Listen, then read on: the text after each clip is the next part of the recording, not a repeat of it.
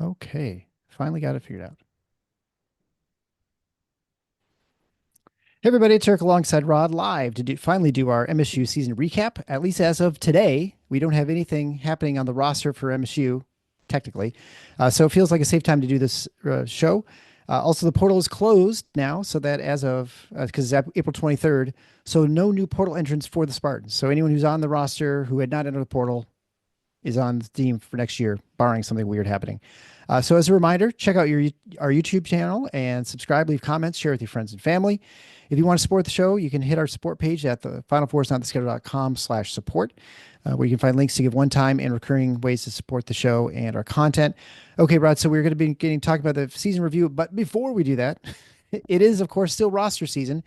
And there's been a lot of talk about Darius Adams. He's a freshman who was being recruited by Michigan State for this incoming class to join Ward and Scott. We think we're not entirely sure because he had gotten down to, I think it was Connecticut, Michigan State, and Tennessee.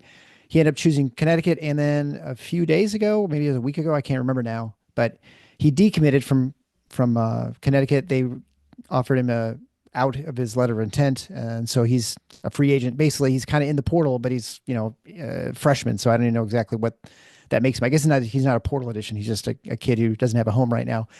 Um, and so there's been a lot of scuttlebutt about whether he'll end up at Michigan State. We've talked before when it comes to the Michigan State's roster that there's definitely room for another point guard, someone to handle the ball behind Jeremy Fears. They were obviously have a relationship with Adams. We know that Michigan State in the past, when they've gotten portal people in the portal, generally speaking, like a Joey Hauser, Bryn Forbes, there are a number of players that had some sort of relationship, or at least they've got a good contact and a good feeling that they have a good feel for who the player is and what they're like. And obviously, some of you recruited for as hard as they did with Darius Adams. They know the family, they know the player, they know him, and they know his game. And so the question is, of course, there's a lot of talk that he might be coming to Michigan State, that Michigan State's pursuing him. Maybe they're not. There are all kinds of sort of various sources. So why don't you tell us exactly what's going to happen and what's going on? Yeah. If I knew that, it's been a pretty interesting day. So I think it was about 4 days ago he actually decommitted, and the reason for it was a pretty simple, modern one. Uh, UConn added, I think, at least a couple of guards from the portal. They also had another freshman guard in his class, a kid Mullins that from Indiana that Michigan State got in late on last year, ended up going to UConn. And they have some returnees as well. So what in the fall might have looked like a situation where there was an opportunity for Darius Adams to play some real minutes, all of a sudden looked far less likely. And so he's back on the market.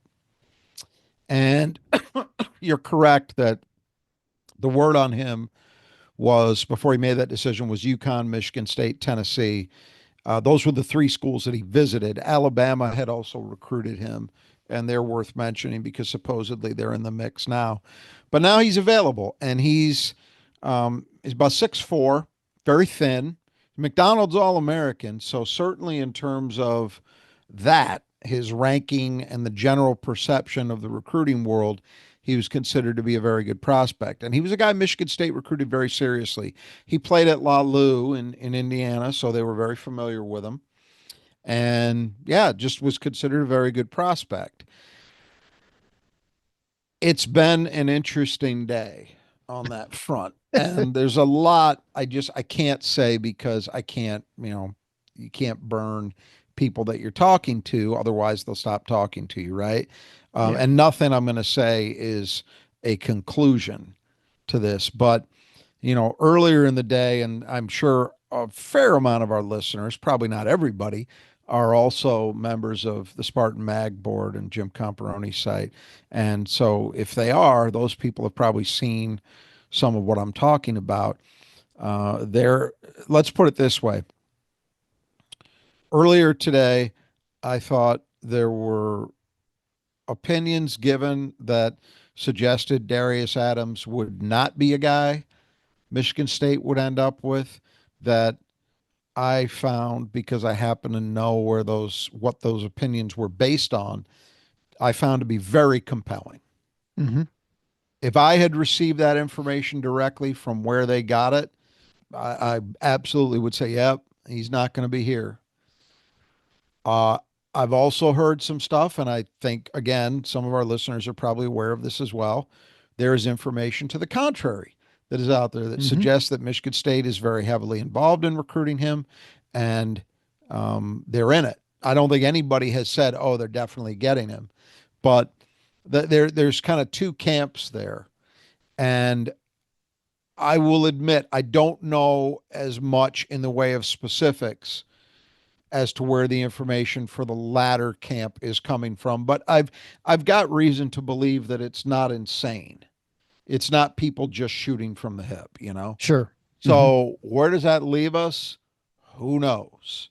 I would say this for me personally, if it were to end up that Darius Adams becomes a Michigan State Spartan, it would say some very interesting things to me just about the nature of the operation and in the basketball on the basketball staff, and I'll just leave it at that.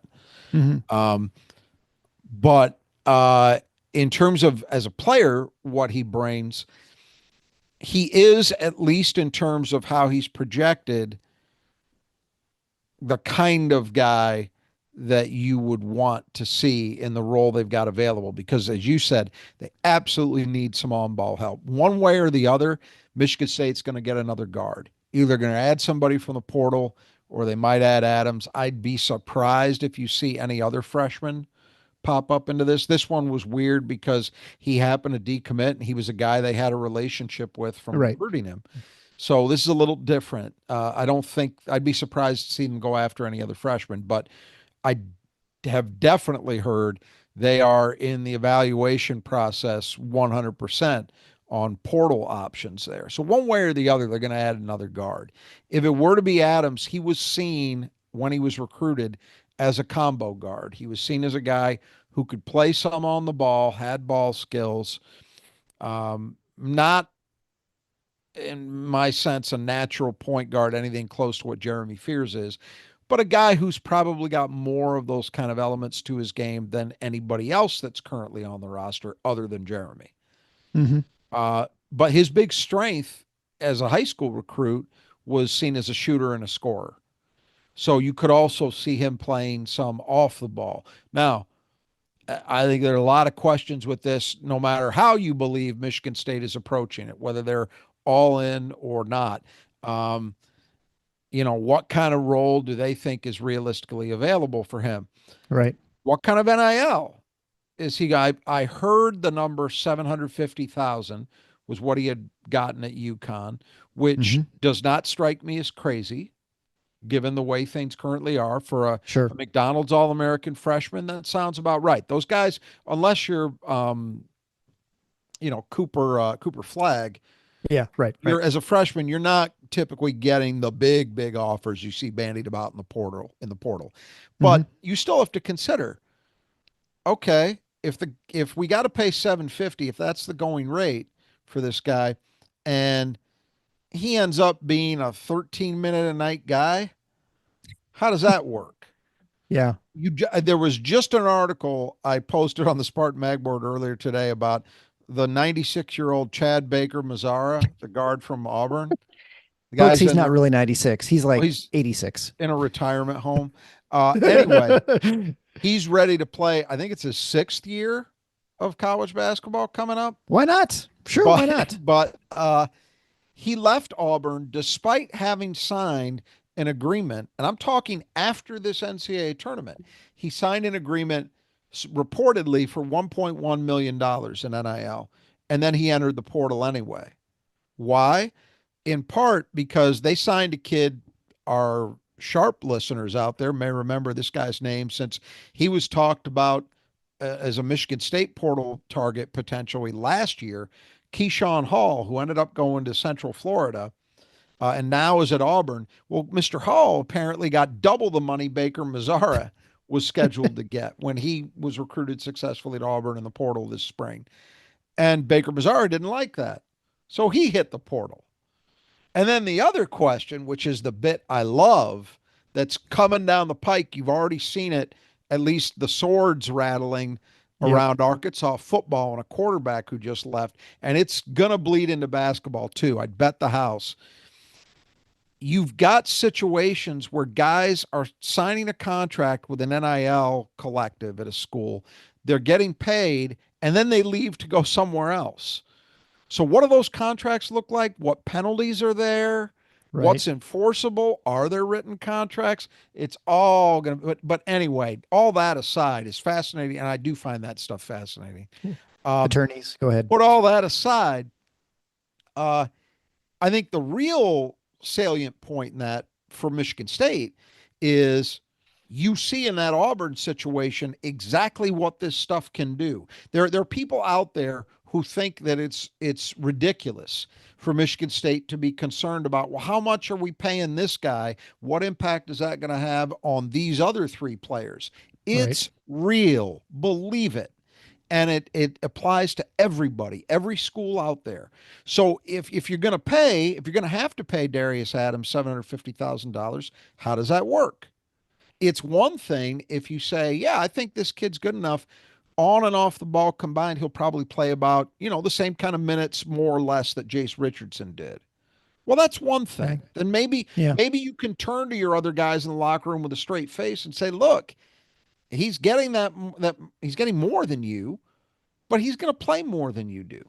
But if he's a 10-minute a night guy, you know, I, these are the complexities of college basketball in 2025. So Right. anyway, all of that is to say we don't know yet.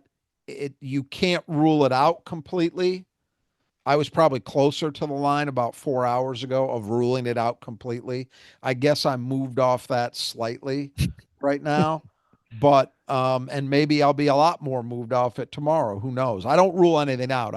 I'm not casting aspersions at information that other people had.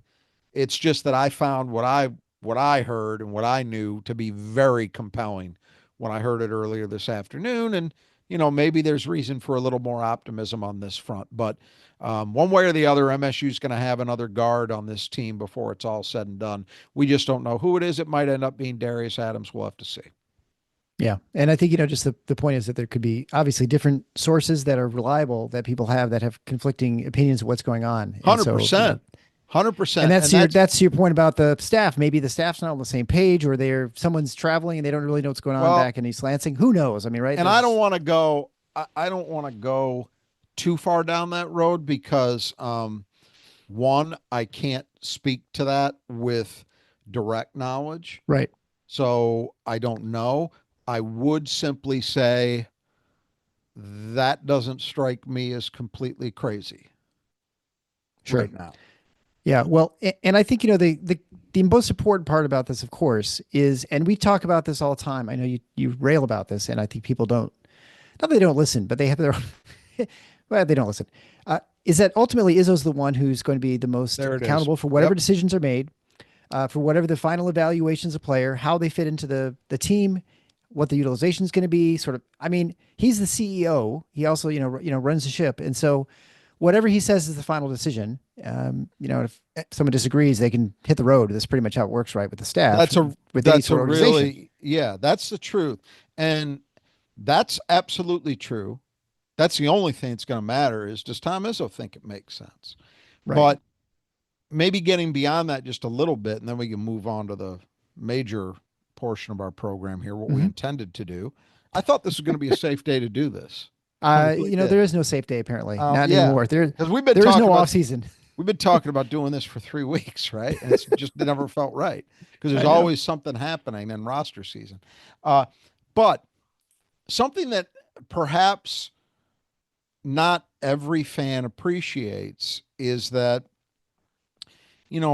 assistants can and do disagree about the relative merits of different players. Sure. And, we obviously, I think many people realize that in recruitment, there tends to be one assistant who takes primary responsibility for that player. So, for example, I heard Cam Ward and Jordan Scott being interviewed by our friend Jack Ebling the other day. Mm-hmm. in a Yeah. joint interview. And I think it was Cam who was talking about um, how his conversations with Izzo never lasted more than 5 minutes at a time. They're always right to the point. But he talked much, much longer stretches with Doug Wojcik. So Doug Yeah. Wojcik was the primary assistant in charge of that recruitment, and different assistants have different guys that they're kind of running point on, so to speak. Sure. So there can be room. I mean, Jesus, over the years, I've heard, I mean, I'm talking previous staffs, guys who aren't even at MSU anymore, big disagreements between assistants over the relative merit. Should we offer this guy? You Right. know, between these two guys we've offered, what should the preference be if they both wanted to come? All of those kind of things. So it's not unheard of that there would be that. It's just that normally, if you get certain kinds of information where it seems to be sort of definitive, you take that one way. And then if it were to prove to not be definitive and it ends up working out the other way, then that may be, that's, I made this reference on the Spartan Mag board today, and I think it got past people because no one commented. I think that would be interesting in the sense of the old Chinese proverb, may you live in Me, interesting times. me. I It hope you doesn't may never, mean a may you positive never want. interesting. You're right. Yeah. You don't want to live in interesting times Right, generally. Yeah. right. That's what I meant. It Yeah. would say some interesting things. So, Sure. anyway, Well, I mean, anytime one who's had a job anywhere, we have disagreements with the people who are in positions of power who are making the decisions. We may think they're going the wrong direction or whatever. I mean, the best organizations keep that sort of within their walls, as far as yeah. sort of the disagreements. There's one unified message that comes out.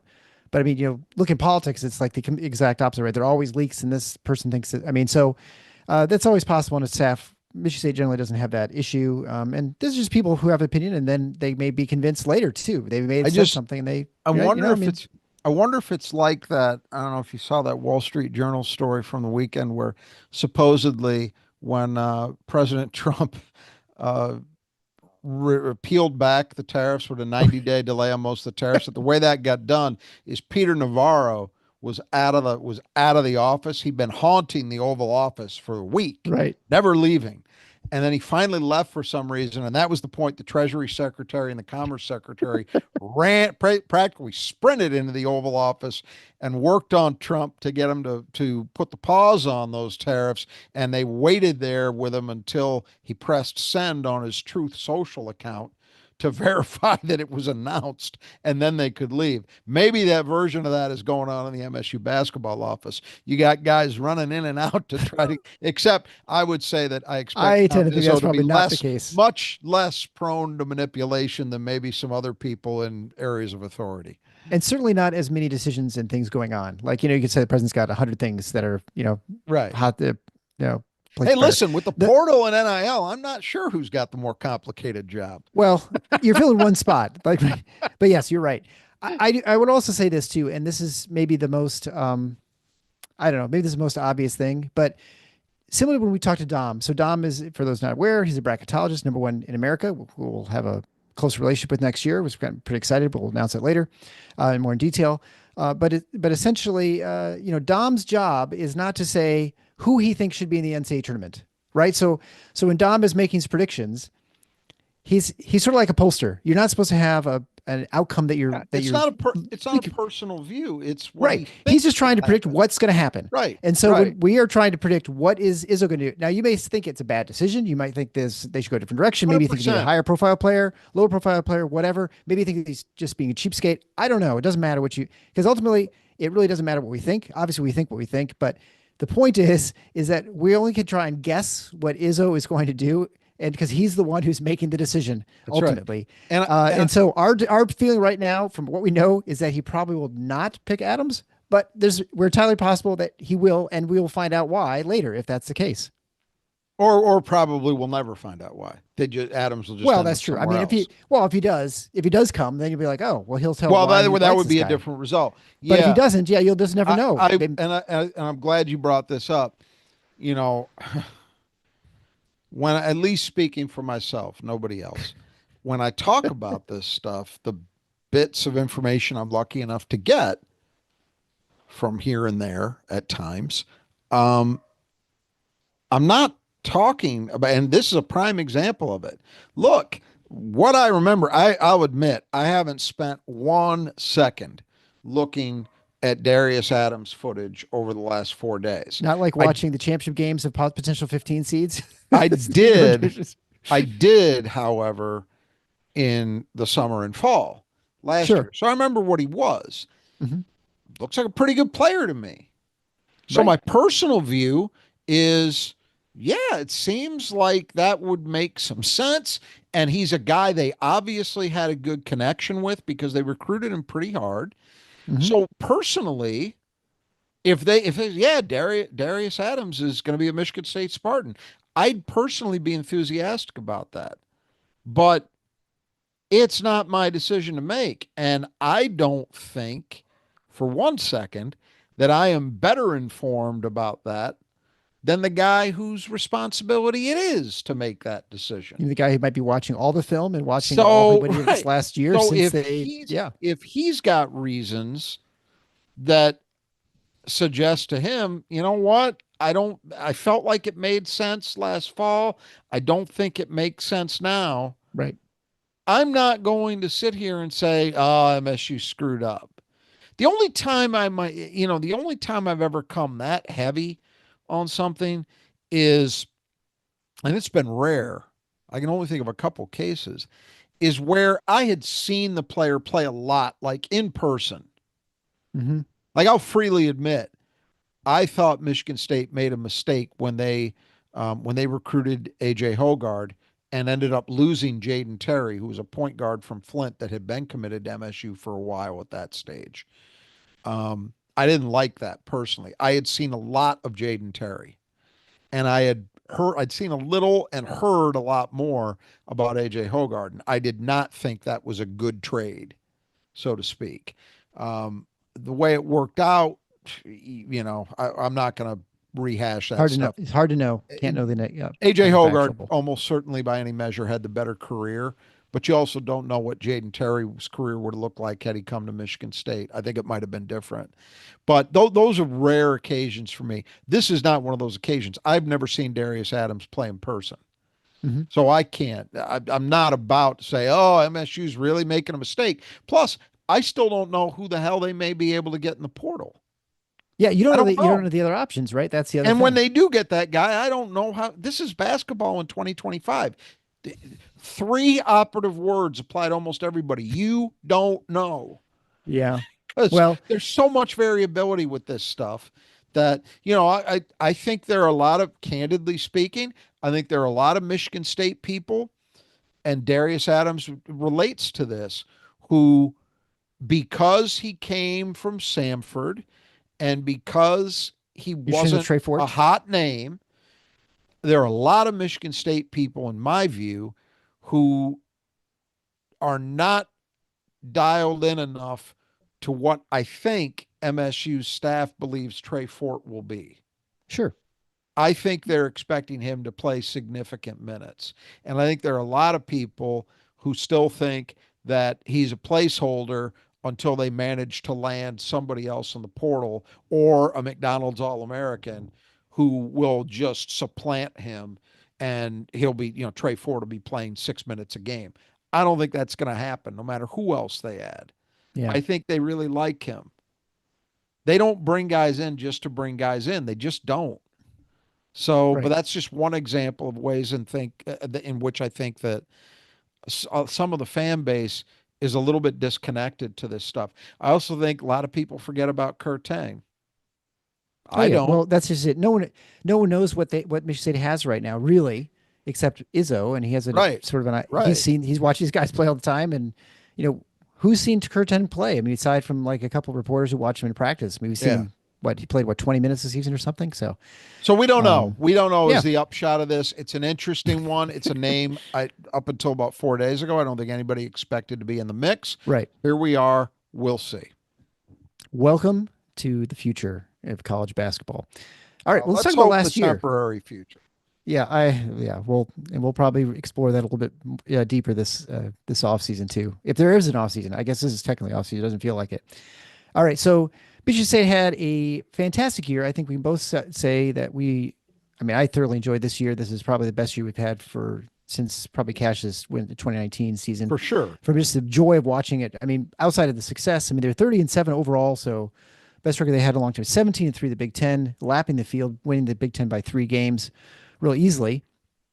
Also, an Elite Eight finish in a game that you played a couple more times. They'd probably get Auburn once. A very good team, a lot of emerging players, and a team that was just fun to watch. They sort of played Michigan State basketball the way we expected. They kind of got back to the sort of the core that they hadn't done the previous years, rebounding. They're running more.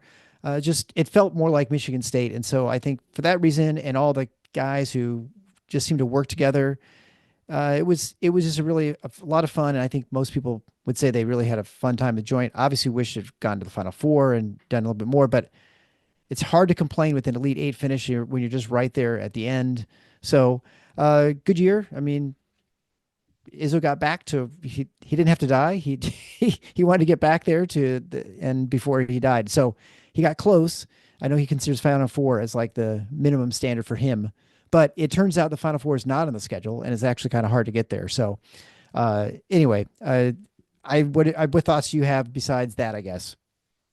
Well, I would go beyond it being a good season. I think it was an outstanding season. Yeah, Now you better can superlative. say, considering that Izzo's made 8 Final Fours in his tenure, that well, there's an Elite Eight, there's something that falls short of that merit calling it an outstanding season, and I would say it does.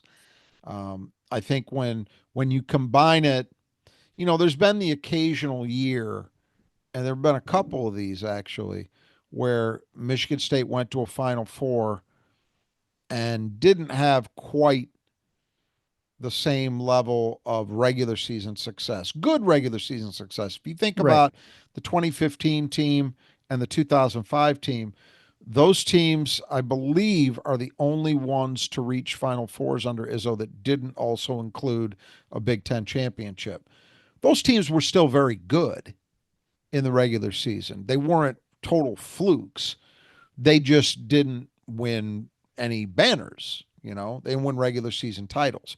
This one did, and as you say, they won it by 3 games.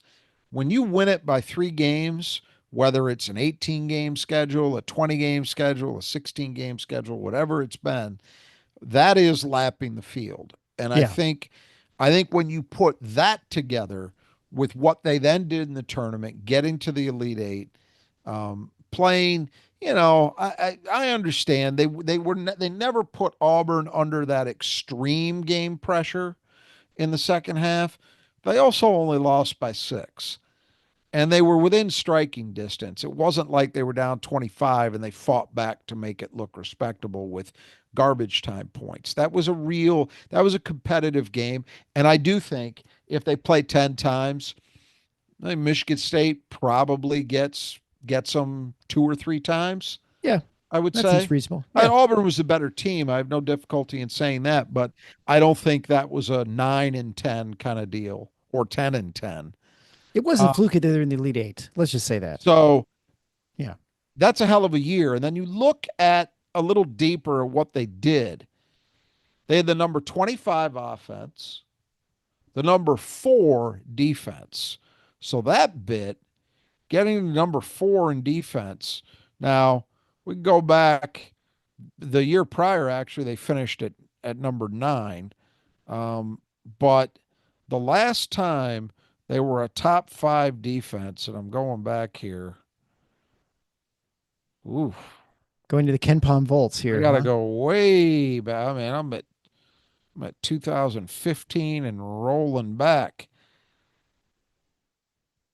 I mean, there are some top 10 finishes. You got to go back to Draymond Green's senior year where they were number 2 in the country to find a top Okay. 5 finish for the Michigan State defense in defensive efficiency. So that puts it into perspective what this team did, right? They Yeah. were outstanding as a defensive rebounding team, number 9 in the country. So that's getting back to their roots, right? They Right. were number 2 in the country against threes. They were Yeah. outstanding there. Um, those two things were the linchpin of that defense. Offensively, number 28 in offensive rebounding. That's a really good number. The last time they were in the top 30 in offensive rebounding, and I'm rolling back, was 2019, the last time they were in the Final Four. They finished 26th. So again, it amplifies what you were talking about. They got back to some of their roots. Um, Hmm. they shot free throws extremely well, but one thing we've never seen from them at this level is they got to the line exceptionally well. They were number 44 in the country in free throw attempts versus as a percentage of field goal attempts. An outstanding free throw rate is the upshot. And then they cashed in at better than 77% when they got there. Yeah. And it was better than 80% for what? More than half the season? Oh, easily. I mean, till the Maybe the last first 2/3, right? 8, 9 Um, regular season games. Yeah. yeah. So they were a top 5 team pretty much the whole way in transition points. So we saw this team getting back, I've referred to it as back to the future. It's they did things they hadn't done in a while, but that have been staples of Tom Izzo's program. They did it, and then a couple things they did that we haven't seen before. But they did it in a unique fashion. They did it. And remember how much concern there was at the start of the season? Who's going to be the alpha? You were Yeah. hearing this constantly until maybe the middle of February from national dopes, despite the fact that Michigan State was sitting where they were in the Yeah. Big Ten at that point. But it was still a refrain until finally you saw Jace Richardson start to separate himself enough that that stopped becoming a problem. But the honest to God truth is it wasn't an issue at any point for this team.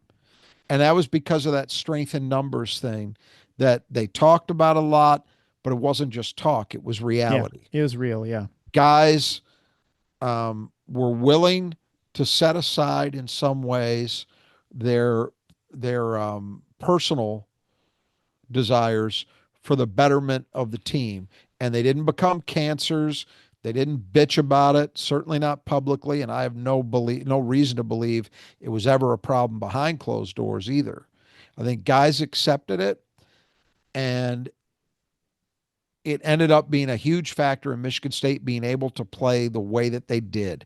The reason, it was part of the reason they rebounded the way they did. Part of the reason for sure they ran the way they did. Yep. Part of the reason they shot free throws the way they did, because guys were not exhausted as you got down to winning time. Hmm. Um, all of those things were in part a function of the depth that Michigan State utilized. And it was great to see a team truly embody so many of the things that Tom Izzo has always talked about and his program has always stood for.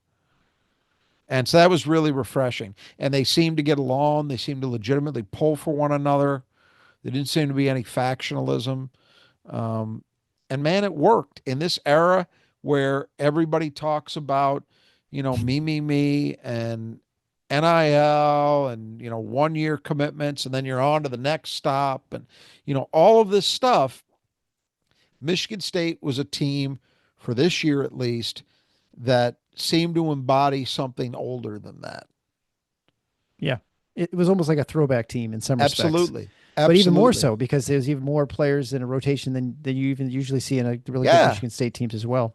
Yeah, for sure. I think you could make an argument that it was right there for the deepest teams. I'm not going to say it was the deepest in terms of pure raw horsepower, because they've had some teams where guys were coming off I mean, Morris Peterson was a first team All Big Ten player as a sixth man. Right.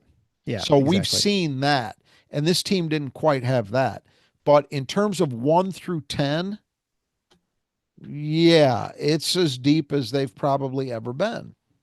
Yeah. And Well, that I think helped the whole was greater than some of its parts, right? I think there's no question with 100%. this team that they would able to, and it provided flexibility. I always describe it as a junk drawer for Izzo. He could find some, answer to usually whatever problem they're having for most of the Yes. time. The one That's thing that, absolutely right. They mostly, maybe the NCAA tournament pointed out an issue that they didn't have a great answer for, which was positional size in the backcourt. It just Mhm. seemed every game they were dealing with a Yeah, team that yeah, was 6'6", 6'5", 6'7" in the backcourt. That was maybe the only thing they didn't have the obvious answer for. Everything else, you're right. There always seemed to be, all right, we've got this kind of matchup to deal with. This guy's going to play more than that guy in this game because it makes sense there. And then the yeah, next game, it might be reversed.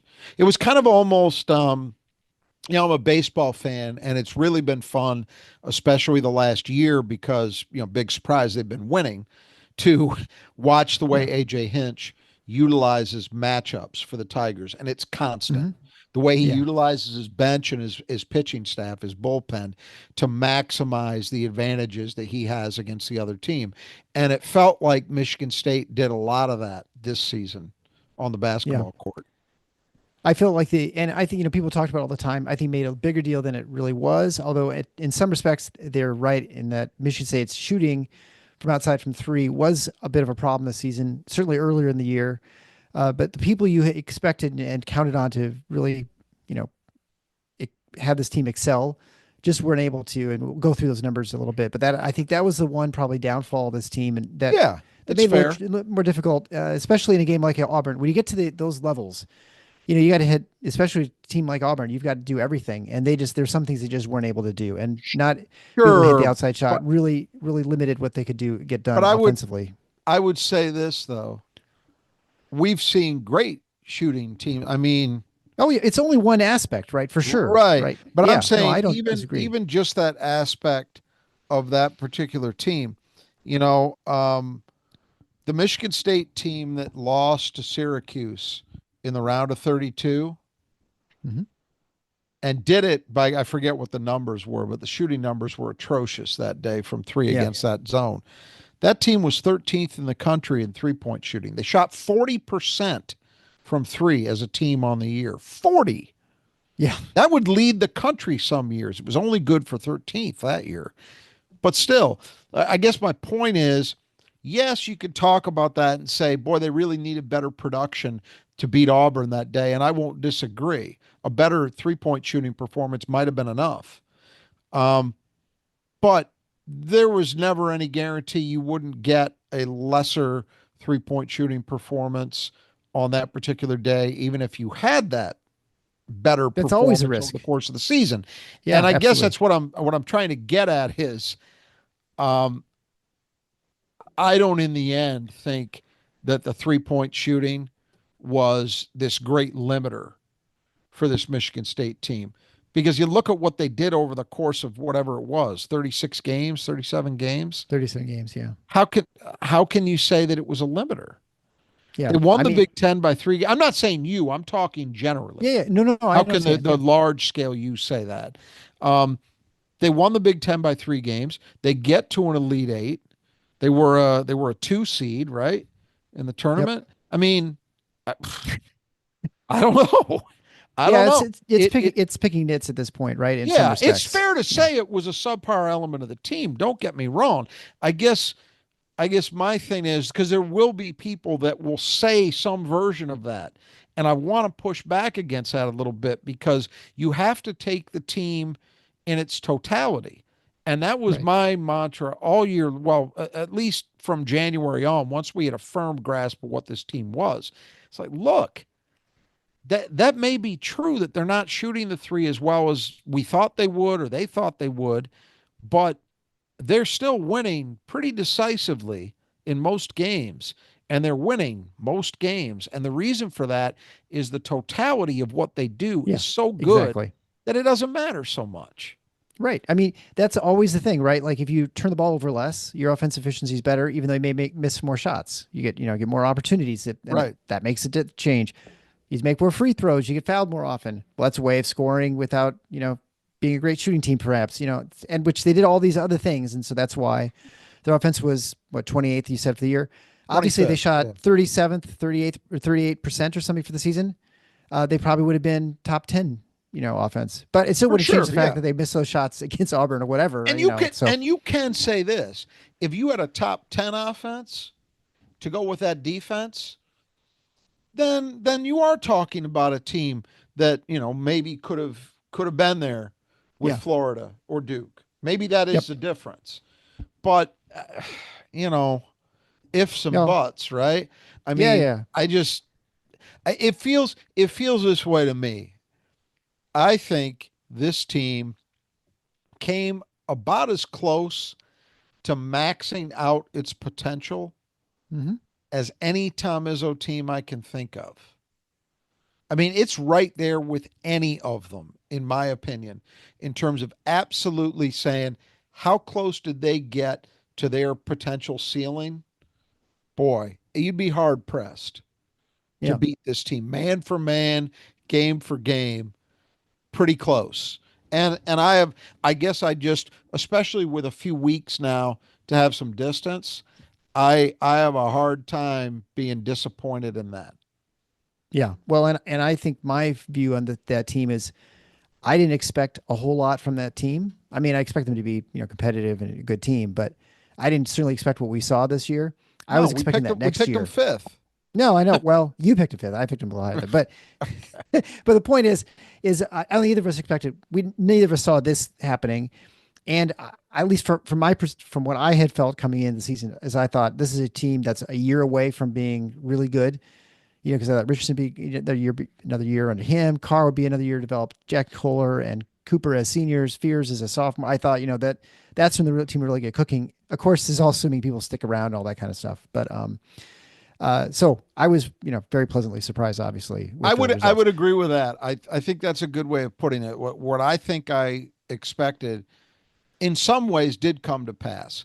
I am not surprised that they got back to some of the core values Yep, that's we talked about that that I before the year. Yeah. expected, and I think that was something we talked about.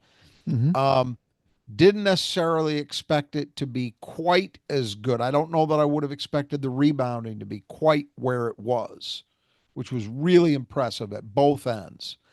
Um, the transition stuff, I thought they were going to be a much better team on the break just because of the change at guard. But Yeah.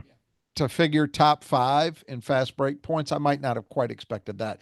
So the general idea, I think I expected. The degree to which they were, how successful they were, I probably didn't see that coming. Yeah. All right, well, let's start going through individual players. Brought to you by the Brothers Jesu Gutters. These are players who are leaving the team, who are no longer going to be playing Michigan State next year.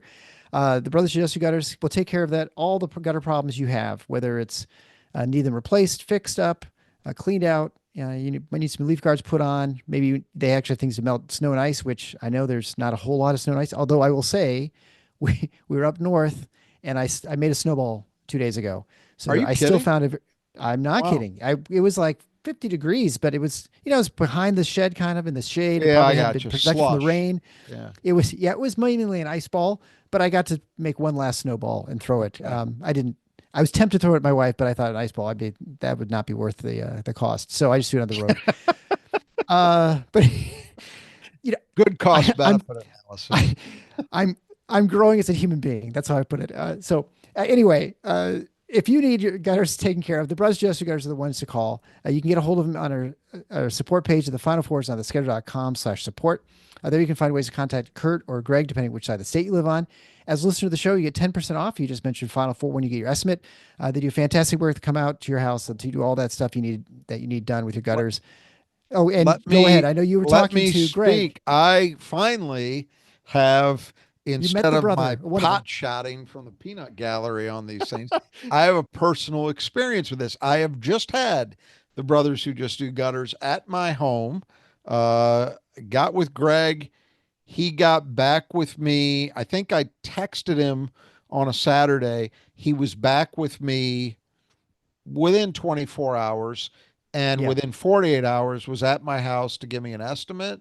Gave me a very detailed estimate with a lot of different options as to whether, we just wanted a cleaning. Did we want new guards put in? Did we want a new gutter system? And so there was enough information for me to make an educated choice. And then I think it was a day or two after that, the job was done. So all told, everything was done from my Five first days. contact to completion within 5 days, might have even been four. That's crazy. And at a very, very cost friendly level. So And did you have a tree growing in your gutter like I did, or were your I did gutters not that not. bad? I did not have a tree. There was an abandoned nest. Oh, okay. So, but not a tree. Yeah. But Okay. yeah, they did the job efficiently, quickly, painlessly, and at a price that was tolerable to my Yeah. wallet. And So they did not upsell you for other things besides just gutter work. That's all they do, which is nice. that's all it was. And again, yeah, there were different options, things I could do, but it was presented in a very low pressure way that, I had a choice to make and it was for informational purposes and then I could make my own decision. And that was that. Yeah. So, I cannot speak highly enough of my experience with Greg and his guys, and can definitely now personally recommend the brothers who just do gutters in a way that I hadn't had the experience with previously. You had, I had Yeah. not Yes. had yet. Yes. Now we both have it. Well, and we'll not talk about gutters much longer, but it is one of those things that you don't think about until it's a problem. And then you're like, oh, I got to get Special this fixed. gutters episode of the Final Four is Yeah. not on the We're going schedule. to go 20 minutes talking about gutters here, guys. All right. Let's move on and talk about Jay Akins, who is a departing senior from Michigan State. He played his full career at Michigan State, which is, going to be a rare sort of thing nowadays. Yeah. His Yeah. last year, so just his stats, he was 40% from the field, 29.3% from the 3-point line, which is definitely his worst of his 4 years at Michigan State. Free throw percentage was 76%. He got to the line a lot more than he had. Mhm. I think he got to the line more last year than he'd gotten all previous seasons combined. I'm almost for sure. Yeah, I think that's He probably averaged right. a little under 13 points a game at 12.8, 3.5 rebounds a game, 1.5 assists per game, 1.1 turnovers, uh, almost a steal a game, about a quarter of a block a game, and then played 27 minutes a game. And I think, the thing that we don't have stats are is certainly from the defensive standpoint, he was a stopper for the team. He was, even when he didn't have this offense going, which he didn't lots of games, unfortunately, at least from a outside shooting standpoint, which he was so much better earlier in his career, the previous years.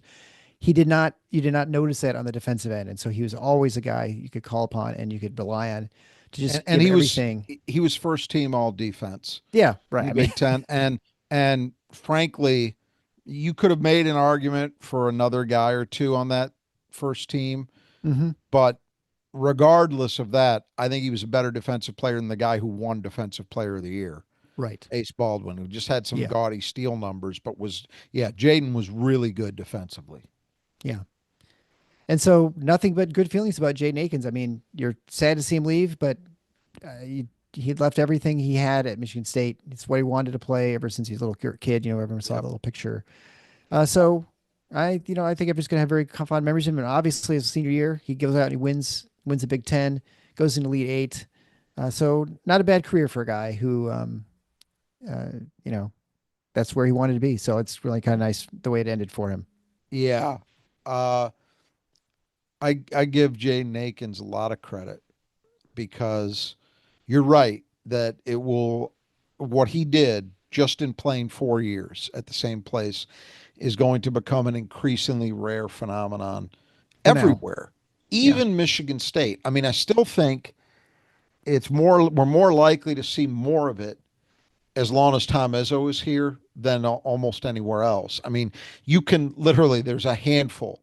Purdue is the only other program in the conference yeah. that I could say the same thing about.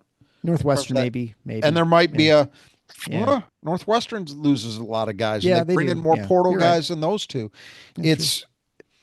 It's really it's a handful of places in the country, and yet you don't even know how many of them we'll see at Michigan State as the further we go, as we'll get into. But Jaden did it, and Jaden did it, frankly, in a situation where the opportunities were absolutely there for him to leave. And I don't just, I mean, good opportunities. He had real chances. And, some may remember there was, particularly 2 years ago, less so last year, but 2 years ago, Jaden was coming off a pretty good sophomore year. Michigan State went to the Sweet 16.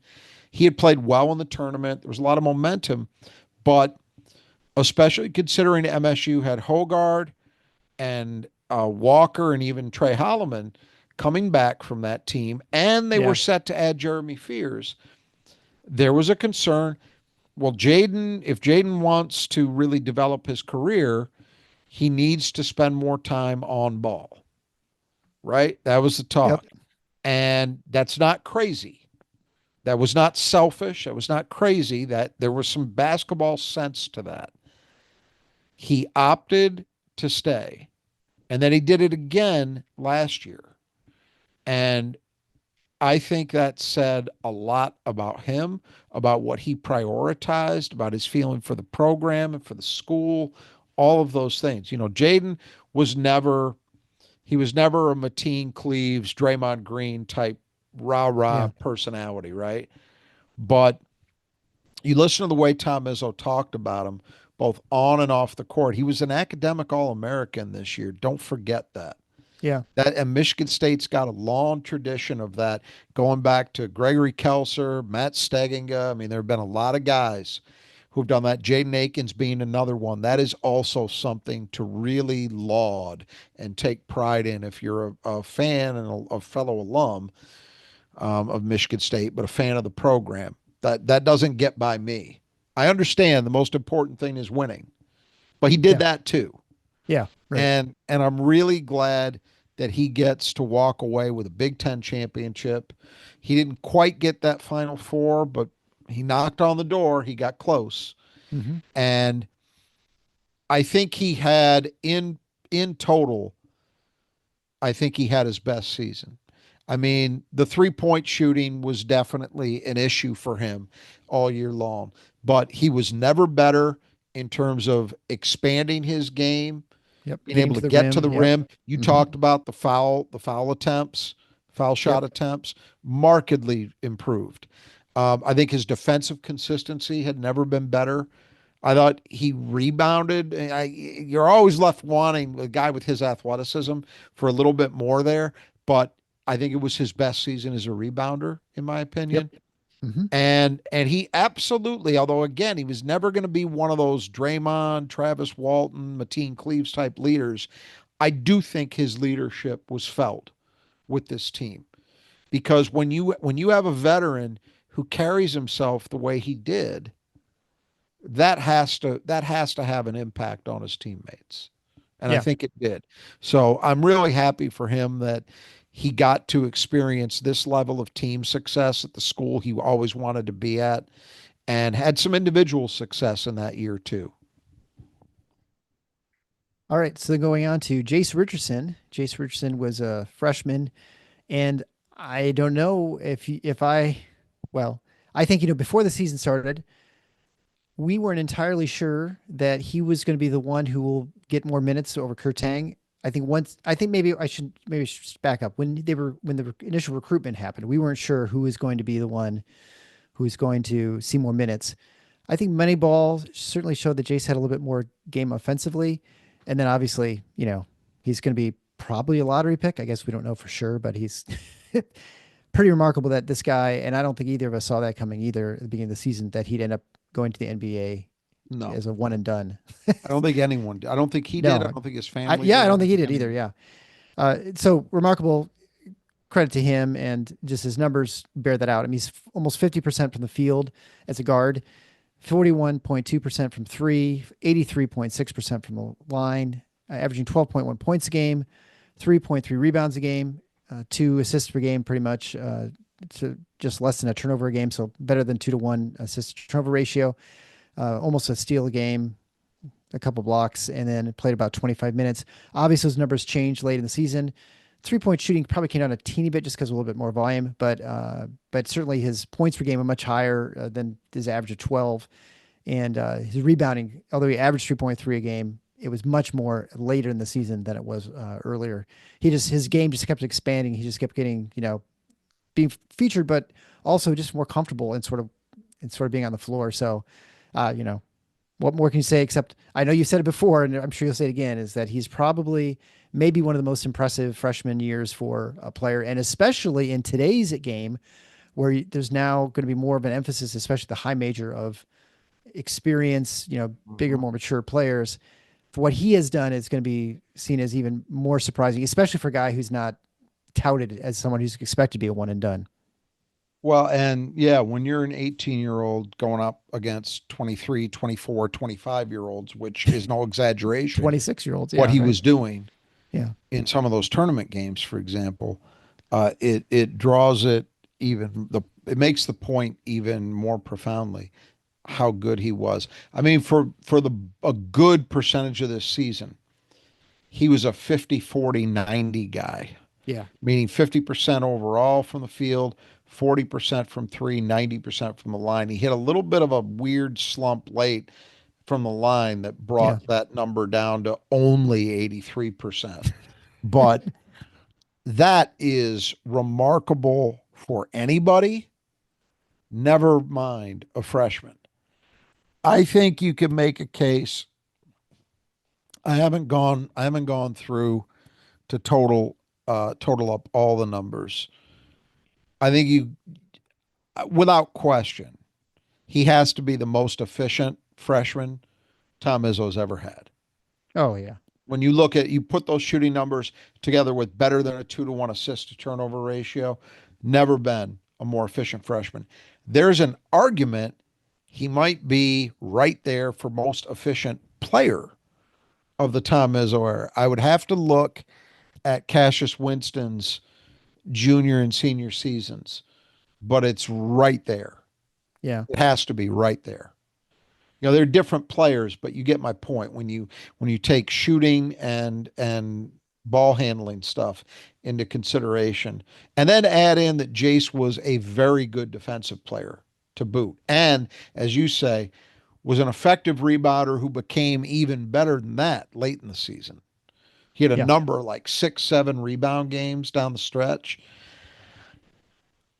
I don't, we have to think about it. When I think about guys that had truly great freshman years, um, Zach Randolph, no, was better than that. Jaren Um, Jackson. Jaron Jackson, very different kinds of players. I would say Hmm. Jason a better year. I think so too. Gary, Yeah. the guy who was Miles, two guys are probably closest in my mind. Miles Bridges and Gary Harris. That's the conversation, I think. Yeah. And it might be recency effect, but Miles Bridges had a really good freshman season. He did it on a team that was nowhere near as good as this one. Yeah. Exactly. And that cuts both ways. You could say, well, Jace had a lot more help, but you could also say a good part of the reason this team was as good as it was had to do with Jace being on it. Right. So, I don't know where you land on that. But Miles' season would be in contention. Gary Harris had a very, very good freshman season for a very good team. It was a Sweet 16 team. But that team didn't win the Big Ten. It didn't get as far as this one did in the tournament. And I would argue it was probably a more talented one if you walk through it. Um, so I don't know. Um, my personal, again, it might be recency effect. My personal view is he's the best freshman Tom Izzo's ever had, Hmm. and probably the second best freshman I've ever seen at Michigan State. And you all know who number one is. He was that good. And I'd also add in that it's kind of impressive that a 6'3" guy who's a good athlete, certainly a good athlete, but not like he's not Miles Bridges, No. he's not Cohen Carr. Um, did all of this it wasn't like he went out and just physically overwhelmed people, which is sometimes, when you see freshmen that are really, really good, usually that's in the equation. Yeah. That was not Jace outskilled and outthought people as Yep. much as anything else. I'm not saying he doesn't have athletic horsepower. He does.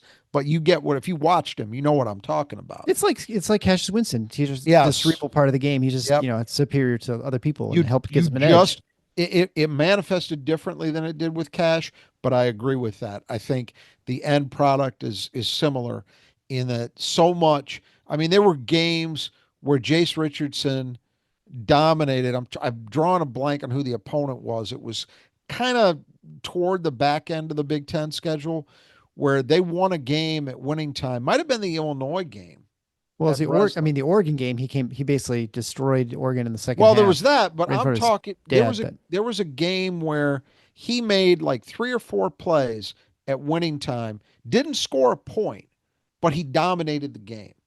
oh yeah, yeah, yeah. And then there were games like that Oregon game where he just took over offensively. He Hmm. could do it any way you like. And as you say, it looks very good for him in the draft process. The door has not been completely slammed shut, Right.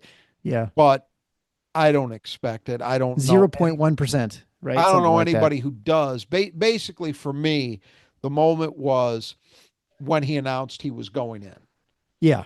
Because when they've had guys come back, in almost all cases, there may have been an exception or two, but in almost all cases where it was really likely that they were going to,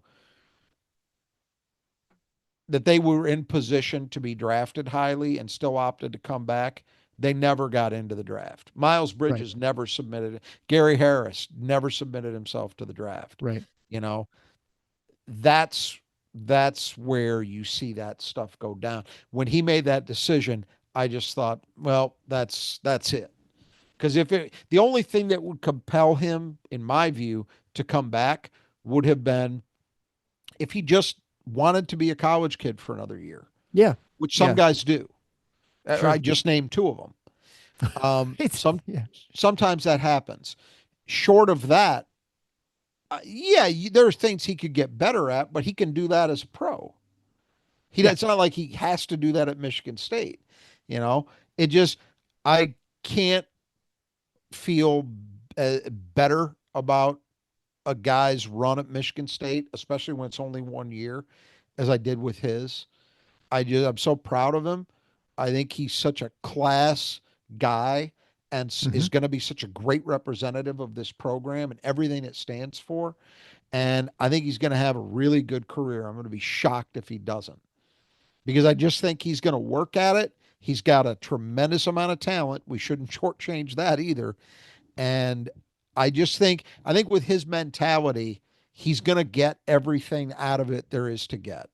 Yeah. And you can't say anything better than that, right? Yep. I'm actually more interested in what he does after his playing career. That I'm too. curious to see what he's going to do. But we'll Boy, see. you just we The boy can talked to do him, anything. we interviewed him, Yeah. and you see what I had heard that he had a 3.9 this year in the first semester. That tells you something. He speaks multiple languages. You look at the way he handled his interviews all year. Oh yeah. They're just the skies. He can do whatever he wants to do, in my Absolutely. opinion. All right, so let's talk about the next departing player is Frankie Fiddler. He was transferred from University of Omaha. Came in, and we had expected him to be the leading scorer, and certainly in the summer, and even in Moneyball, and then even it was Spain trip. It looked like he was going to be. Was in the starting lineup to begin the season, and he just he really struggled offensively scoring outside of the free throw line early in the season, and so his minutes kind of diminished down to I want to say he was down even less than 10 minutes a game for a while. Yep. And then sort of just the trajectory changed. And near the end of the season, he started playing more. He started being real effective defensively, even, and doing a lot of things that I think we didn't expect him to do. We expected the offensive part. I don't think we expected the defensive end of things. But, his numbers kind of bear out sort of what the season was. He was 39% from the field, career 35% 3-point shooter, I think, before this. Was sub 20% for the year. Did a little bit better at the end of the season, but 86% from the line, which is what we expected. Averaged 7 points a game, 3.3 rebounds a game, a little less than assists a game, a little less than about a turnover a game, half a steal game, just a couple blocks, and played about 16 minutes when it all said and done by the end of the year. So, I think a year that, I mean, sure, from his standpoint, I'm sure he's very satisfied with it. I think he liked playing at Michigan State. He liked the team. I think probably could say about everybody. Uh, Obviously made an Elite Eight. He wasn't going to do that at Omaha. So for him, it was probably a very good success. And I think Michigan State, although they didn't get what they had expected out of Fiddler, I think they got what they needed. And just by the way the team ended. So, maybe you could have gotten some more shooting out of him or something like that. But I don't know that it changes the trajectory of the season a whole lot if you get something different from him in that respect. Well, we just got done talking about a guy who I think surprised to the upside Mm-hmm. versus what anybody would have expected. And then Frankie, I think, in terms of the totality of his contributions, was certainly less than I thought he was going to lead this team in scoring. He didn't come Yeah. close to that. Mm-hmm. Really struggled to hit threes until later in the year. That picked up a little bit. Um, but I think you're right. I think in the end, they got to a spot where he was productive in his role. And I think one of the things that helped, they brought him in because they felt we need to have some added size Yeah. on the At the wing. perimeter, Yeah. on the Mm-hmm. wing, right? Big wing. And that's how he, with the starting lineup early was Jeremy Fears, Jaden Akins, and Frankie Fiddler at the perimeter Right. spots. And that didn't last very long. And in the end, it got to be a very small group, which was, Jeremy, Jace, and Jaden. Right. But I think Frankie's play improved when they started being able to play him some at the four, Right. which is honestly something he had done at Omaha at Yeah. times. Smaller team. So you He fit some more looked at the much four more there. Yeah. comfortable, and I think his production improved in part because of that. I also think he finally, he got the adjustment to this level completely out of it, under his belt, and was able to be effective in the role that they needed him to be, playing the way they needed him to play, which was being an energy guy, attacking the basket.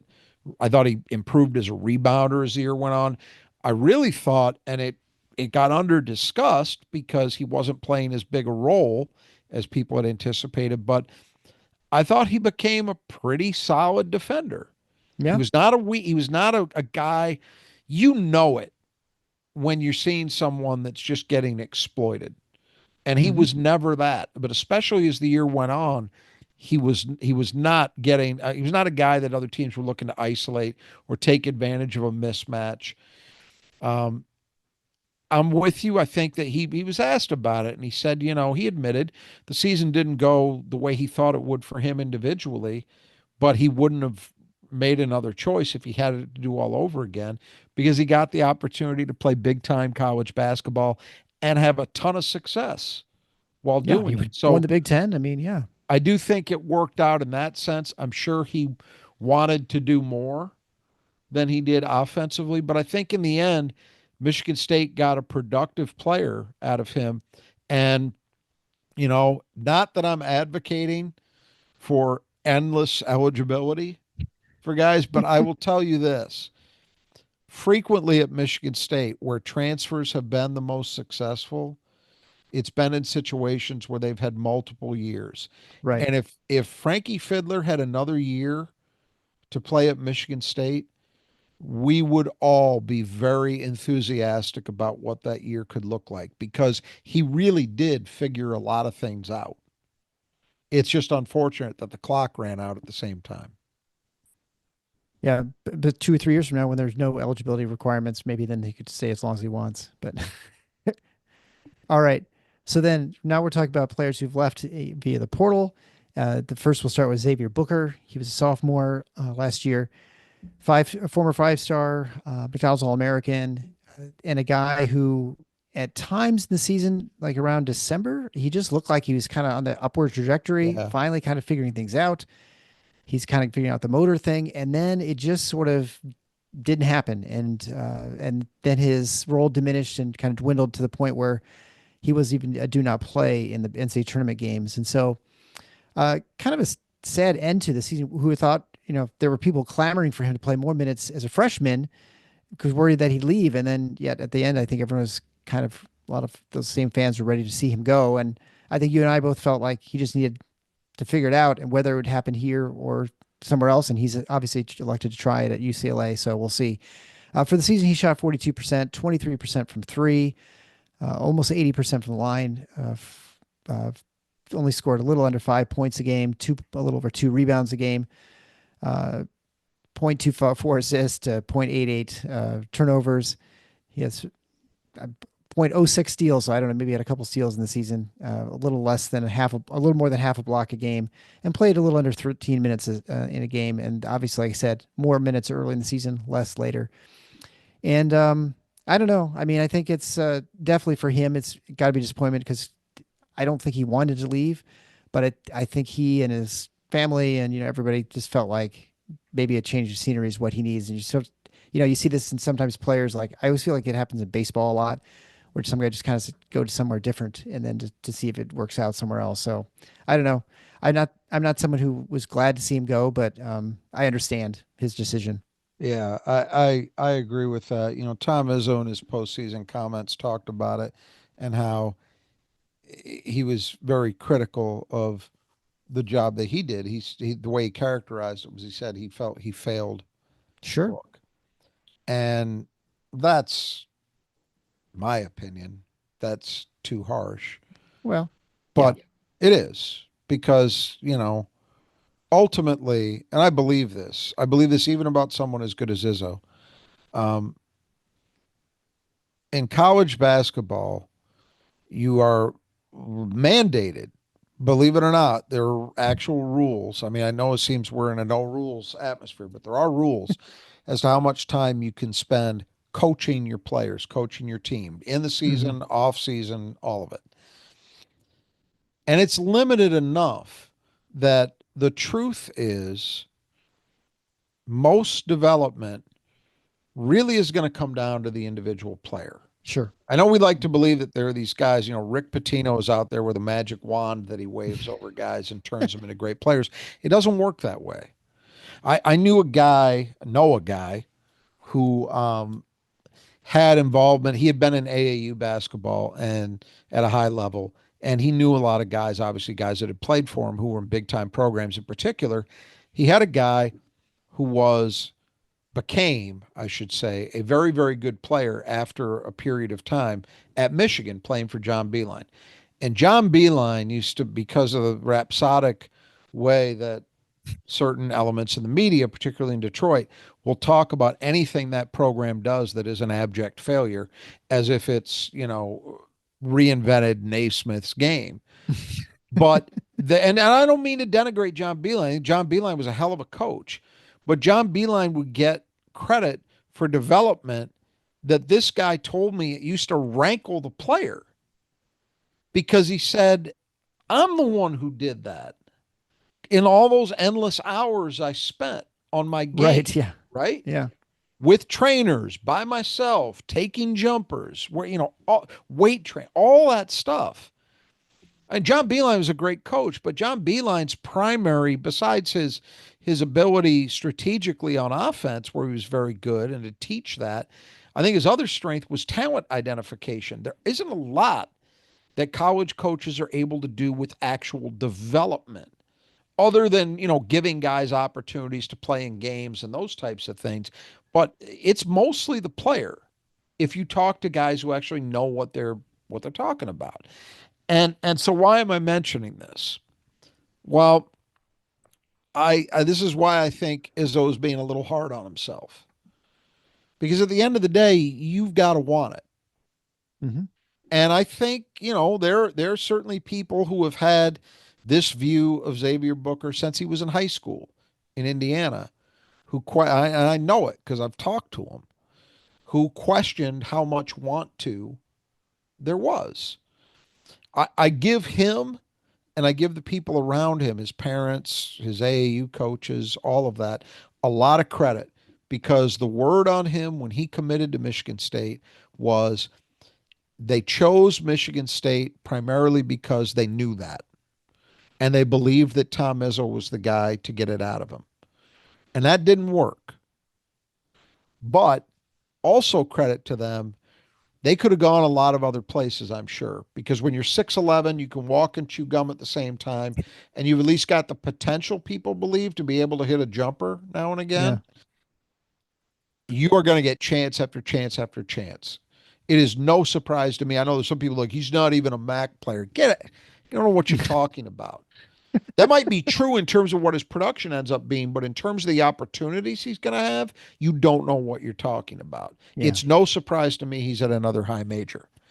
The only way he would have gone lower than that is if he made that choice for some reason. Right. But he didn't. But credit to him and those around him, he's going to play for Mick Cronin at UCLA.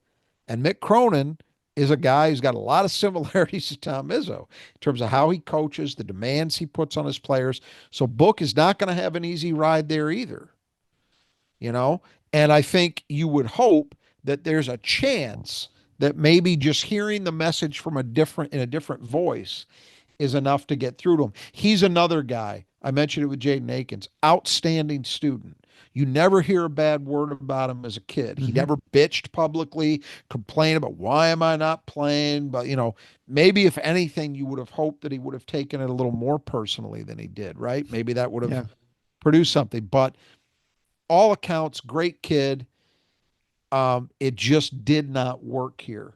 And I'm hopeful for his sake that it does, and he's able to get it on track and kind of find that desire to be great within him in Westwood.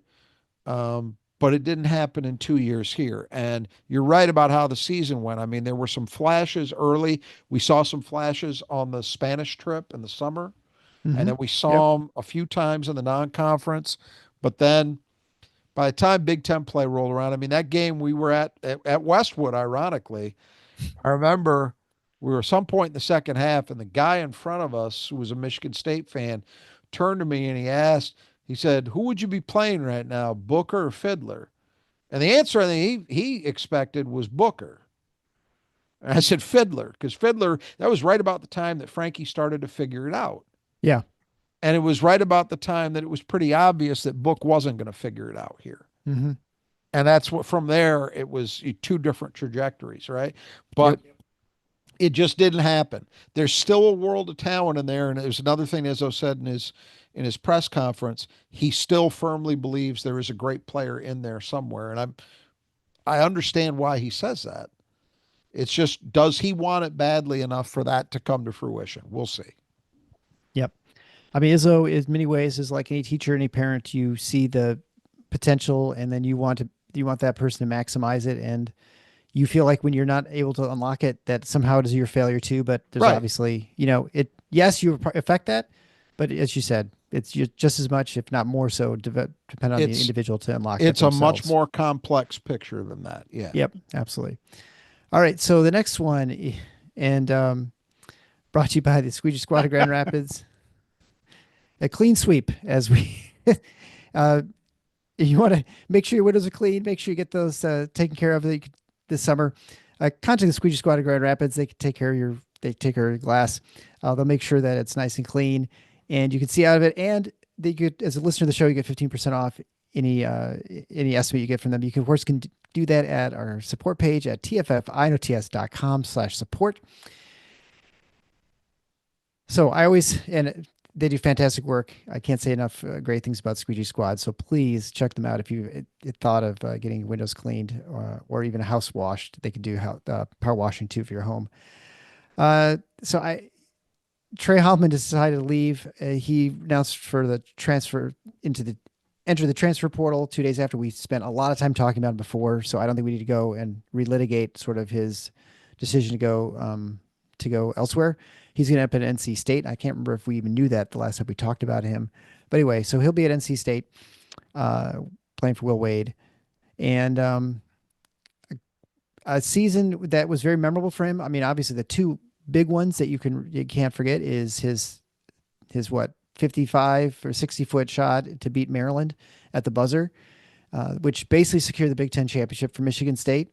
And then the other one is, of course, the logo, the last final, the regular season game against Michigan, where two Michigan players, one of them who's no longer on the team, decided to just hang out on the logo while Michigan State was doing their typical graduation ceremony where the people go and kiss the center court logo.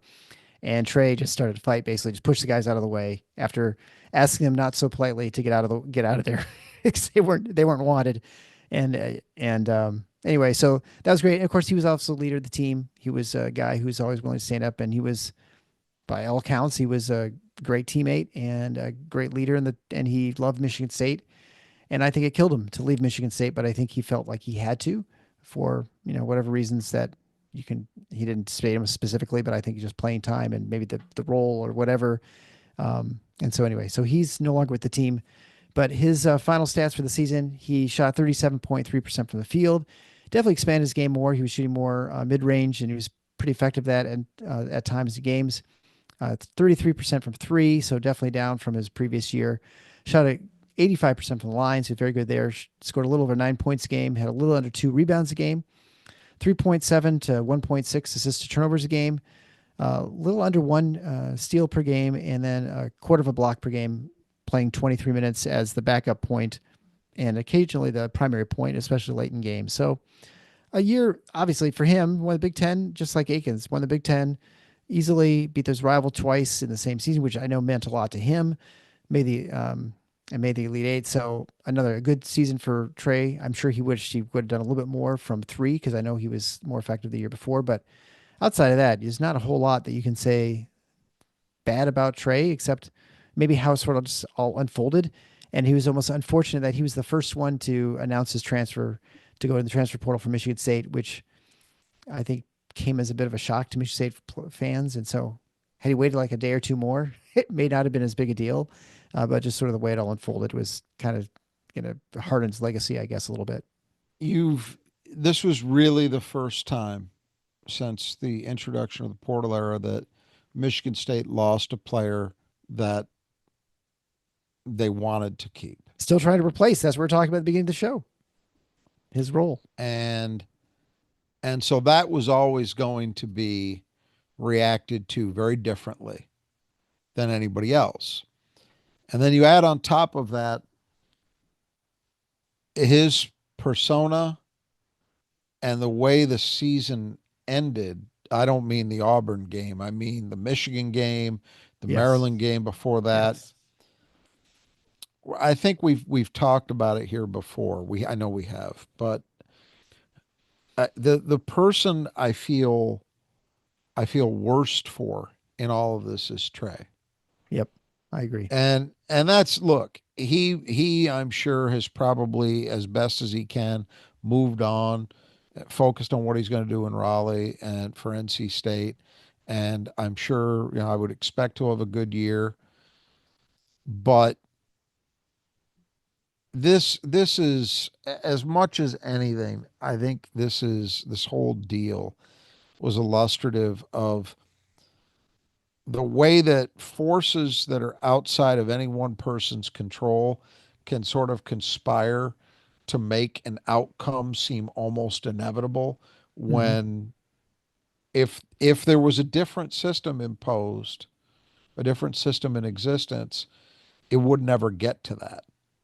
We'll never know because we haven't talked to Trey about it, obviously. No. But I'm mostly with you. I don't think, all else being equal, that he would have wanted to leave. I mean, he played 3 years here. He was a captain. He had success. Seemed to deeply feel what it means to be part of this program. I mean, all that stuff seemed to be true. Mm-hmm. And to see it end the way that it has I just feel really badly for him. Not in a, oh my God, your life is ruined. No, it's not. But I could be wrong about this. It's just one man's opinion. But I think at a program like Michigan State, which admittedly operates differently than most others, I do think there is a difference between guys who finish it out, like Jaden Akins. Yeah. Even like Jace Richardson, because he didn't leave to go play college ball anywhere else. Right. He did his 1 year and he's off to the NBA. Jaron Jackson, people are more than happy to claim him as a Michigan State guy, Yeah. Miles right? Bridges, Gary Harris. Yeah. Yeah. Um, I just think it's different. And I think it's going to, not that he'll be exiled from the No, community. You'll see him, I'm sure, at grind week at some point, and I'm sure, I'm sure you will see him around the program because God knows if guys like Chris Allen and Corey Lucius are back around the program, then I would expect Trey will be too for at some sure. point. But those are guys that it's worth thinking about. Corey Lucius hit one of the biggest shots, arguably the only shot that was ever bigger against Maryland for a Michigan State player than the one Trey hit. We Yeah. beat them in the NCAA tournament, right? Big moments. He and Chris Allen were both part of multiple Final Four teams at Michigan State. But do most fans really think about those guys? I'm not saying everybody's dismissive, but they don't think about, in my opinion at least, they don't think about those guys the same way they think about Kalen Lucas Yeah. or Raymar Morgan. Hmm. Guys that were contemporaries to Draymond Yeah. Green, Aaron guys that were Henry. Yeah. teammates of theirs. They just don't. And I suspect that it may end up being similar for Trey, and that's what I feel badly about is that he had a chance based on the way this season ended to not. I mean, he could have had a with a senior year. I think he was on an arc to be one of those guys that people talked about in ways beyond what his statistical contributions were. You know, he was Yeah. set for that. And now that's not going to be. I mean, whatever happens 5 years, 10 years from now, that much I'm certain of. He's not going to be talked about the way that he would have been otherwise if he had come back. But I understand that there are feelings that, you have people in your ear and they may even have the best of intentions. I'm not suggesting anybody was trying to pimp him or anything like that. No, I don't believe that. But there's this mindset, this way of thinking about things. I think this is the stuff that Izzo is in part railing about when he talks about these subjects. There is a mindset that has taken hold that leads one to conclude that certain things are inevitable and must be done where they wouldn't have been thought about that way Right. previously. And there are aspects to that that are very positive. Yeah, we talk about it all the time here. I am very pro player, pro economic and compensation, all of those things. But let's not also pretend that there aren't some negative aspects to this free for all we've got. Exactly. And I think that's what happened. So that's my 2 cents. We've talked a lot about this stuff with Trey. That's my last bit on that. In terms of the way he played, I think he had a good season. I don't think you Hmm. could say it was great because I don't think he shot the three quite well enough to be considered that. And I think even though his assist to turnover ratio was solid, I think he was a little looser than he Yep. seemed to be It moments to be pressing casual. Yeah. casual and yet at the same time trying to make things happen more, which is part and parcel of what happens. You get more experienced and maybe you try to be more aggressive in attempting to make things happen, and it leads to more mistakes. He wasn't bad there, but there was a difference, in my Yeah. view, in terms of the way the offense ran with him at the point versus Jeremy Fears, the transition game, and even in the half court. I believe that. And so, again, good season. He was a good defender. He was a good scorer, had some huge individual moments, arguably as big as anybody. Um, and he was more well-rounded offensively. That's also worth talking about. Much better in terms of getting to the basket and finishing than he had been in previous seasons. So all those are positives. It's just I believe there's another gear for him to potentially get to Yep. in I terms of agree. efficiency. And now he's going to end up trying to do that playing for Will Wade. So we wish him the best. Good luck. Hope it works. And so, final departing player is Garrick Normand, where he was on our show twice. Super charismatic kid. Obviously, just never really saw the floor. So not surprising that he ended up transferring. He's going to end up at Santa Clara, which is down, I don't know, 2 levels or something like that. I'm not exactly sure how you quantify that. But anyway, he'll be playing out in California. He shot 37.5% from the field, 33% from three, and I think that might have been 2 for 6. He never shot no free throw attempts. Averaged a little more than half a point a game, zero point 0.1 rebounds a game, zero point 0.2 assists, and zero point 0.8 turnovers per game. Just played 2 minutes, no steals, no blocks. He played very sparingly, to say the least. And he got injured right before the season started too, which I think it was probably not super likely that he was going to have an opportunity to break into this rotation, just the way it sort of all played out. But I think that pretty much limited any chance of making into the rotation because even Kurtang couldn't make into this rotation. So it seemed unlikely that he was going to. And then even looking to the future, I think it would have been really difficult seeing a Yeah. path for him getting significant minutes. And so that was so I know Izzo was talking about him being homesick, which maybe he was for a little bit early, but ends up in Well, California.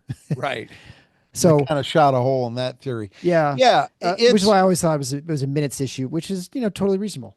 it is. And this is one of those scenarios where you can't you can't get upset at it, at least in my opinion, you can't. Where the opportunity that you thought might be there when he was recruited over 2 years just had not, for whatever reason, just had not developed. And it seemed less likely that it was ever going to. So he transfers to Santa Clara, which is part of the WCC. It's the alma mater of Steve Nash. So they've produced at least one great NBA player, Hall of Famer. But they play in the WCC, Gonzaga, St. Mary's, that league. So not bad, but yeah, definitely not the Big Ten level. But, Yeah. as frequently, and we've, you can argue we're seeing it with the two guys Michigan State's gotten out of the portal already. Frequently, the equation now is you might start at a high major, it doesn't work for whatever reason. You transfer down to a mid major, you rebuild, you have a good year, and then you get another bite at the apple at the high major level if you want it. That could be the Yeah. Gehrig Norman plan. I don't know. If he has a good year at Santa Clara, maybe a high major that needs some shooting comes knocking next year. Um, that's kind of where we're at, where the mid majors are almost this G League kind of scenario, Yeah. you know? Yeah. Um, but we had him on a couple times on our podcast. Obviously, he was a favorite of ours. Just a really personable, great kid.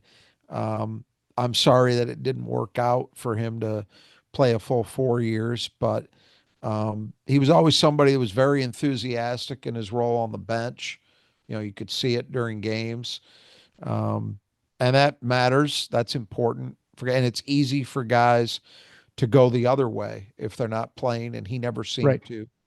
Um, so again, another player we wish the best for going forward. I hope he gets a chance for big minutes at Santa Clara and makes it happen. So this is actually supposed to be the coming or going segment, but everybody has come and gone pretty much. That was part of this. So that was brought to you by the Squeegee Squad. Although there's one technically, and Shimon Sapawa is the last one we'll talk about. There's a there was a talk certainly about him petitioning to potentially play another year. There's been no talk about that, at least as far as I've heard, Well, there for a there couple weeks was now. Oh, there was it now? was So Lorenzo Guess, who's the strength and conditioning coach and right. former Michigan State football and basketball player, Dr. Lorenzo Guess, was a guest on, I believe it's the This Is Sparta podcast. That's Hmm. Right. Jason Strayhorn and Cedric Irvin. And he mentioned that they had petitioned and it was denied. It's the only Okay. thing I've heard that's been said publicly. But it was obvious from the way they were handling it. Like he went through his senior day. There wasn't any, well, maybe he'll be back kind of talk that you've heard in other, even like Joey Hauser. There was some talk out there Right. that, yeah, maybe they'll get, there just wasn't any of that coming from anybody within the program at the end. So, Yeah. So, looking at his as I try and survive my AirPods falling apart here, 65.6% from the field. He was 0 for 2 from three. He had averaged 4 points a game, 4 rebounds a game, which is a little less than we had anticipated, I know, coming in. Also, zero point 0.6 assists per game to zero point 0.8 turnovers, which is not too bad for a big guy to kind of almost have a 1-to-1 assist turnover ratio. Quarter steals a game, almost a little over half a block a game. Played 14 minutes. He obviously started. Did he start almost every game this in the year? I think pretty I think he close. might have started everyone close to it. So good for him, and that he kind of got things figured out. That he was able to, you know, uh, that he was able to find a role with the team. But of course, it was just 1 year, and he would sort of had transferred around for a while. So anyway, it's a nice season. Great that he was part of the Spartan family, and he certainly seemed to enjoy things. He And he's did. going to be moving on. Yeah, I think he ended up providing more than I think most had anticipated when he signed. Yeah. Um, as the season unfolded, though, you saw it evolve into, and he did start consistently, but the nature of his role really would shift game to game depending upon the matchups. Yep. So when Michigan State was facing smaller teams or teams that had a real stretch component with their five, you wouldn't see as much of him because he wasn't necessarily built for that. But you would see more of him if they were facing a team that was big and had more of a post game going on. So it varied as the year went along, but I really liked what he gave Michigan State. It remains to be seen whether they will add somebody like him in the portal. I would personally love to see it. I think if it does happen, I think it will come down the line, much as he did. Yeah. I don't get the sense there's any kind of urgency there, and they may just opt not to. But I really liked having that card. You know, you talked about the junk drawer. Yeah. Classic example of that. Even though he started every game, as I say, the minutes varied because it depended on whether they really needed him to Hmm. play heavier minutes against a particular opponent. And there were games where you really felt, speaking for myself, I felt really good about having a guy with his size and his experience able to throw in there and say, hey, just rebound, defend, pick up some garbage points here or there, and that's it. And that's all you're asking him to do. And he did that. He played his role very, very well, I thought. Yep. It Oh, didn't it seem was to be bothered all playing that role. positive, Yeah. all Right. positive with him. Yep. I totally agree. And yeah, wish him the best and whatever his future brings him. And we had him on the show as well. He's a really nice guy. Uh, and I think it's a good decision to abandon hockey and go to play basketball. For So. sure. Yeah. So we'll talk about returning players, brought to you by Nudge Printing. As you can see, if you're watching on YouTube, I'm wearing my logo, the Final Four is on the schedule t-shirt. It is now t-shirt weather, finally. We finally gotten away from the hoodies. I made the mistake of wearing long sleeves today and was baking out there in the sun today. So anyway, it's nice having the t-shirt on, but it's also super comfortable, very soft. If you have, and anyone who's bought Nudge Printing stuff from our site, if you watch comments, everybody loves the stuff. Their favorite in my family. So head on over to Nudge Printing at nudgeprinting.com and you can get a huge selection of Michigan State apparel. You can obviously get our stuff too. You can find that at nudgeprinting.com/TFFINOTS. And the great thing about this is our stuff, Nudge's regular stuff. As a listener to the show, you get 20% off. You just type in Final Four as one word into checkout. Tons of stuff. They're actually helping my wife. She's got a retreat she's doing with a couple other grieving parents. They do this every year, these other moms. And they helped to design a logo. They put the t-shirts together. They're going to print some stuff on tote bags and stuff like that. They can do all kinds of just interesting, unique stuff too, if it's not just the regular stuff you want. So if you reach out to Gabe, they can really do a lot of really cool stuff. And so if you ever need any other screen printing of other stuff, like an event or corporate things, or you're going on vacation somewhere, you always want to matching t-shirts like at Disney, there's probably no better place than Nudge Printing. All right. So first returning player that we'll talk about is Jeremy Fears Jr. Jeremy had a really good year. I wouldn't say great year. He had a really good year for basically his first back from, the crazy gunshot wound from in his leg. He seemed to get back pretty much as far as I could see for the most part, physically back to where you wanted him to be. He was definitely running the offense much differently than we saw them run the offense the last few years at Michigan State, pushing really well, defending really well, talking a lot.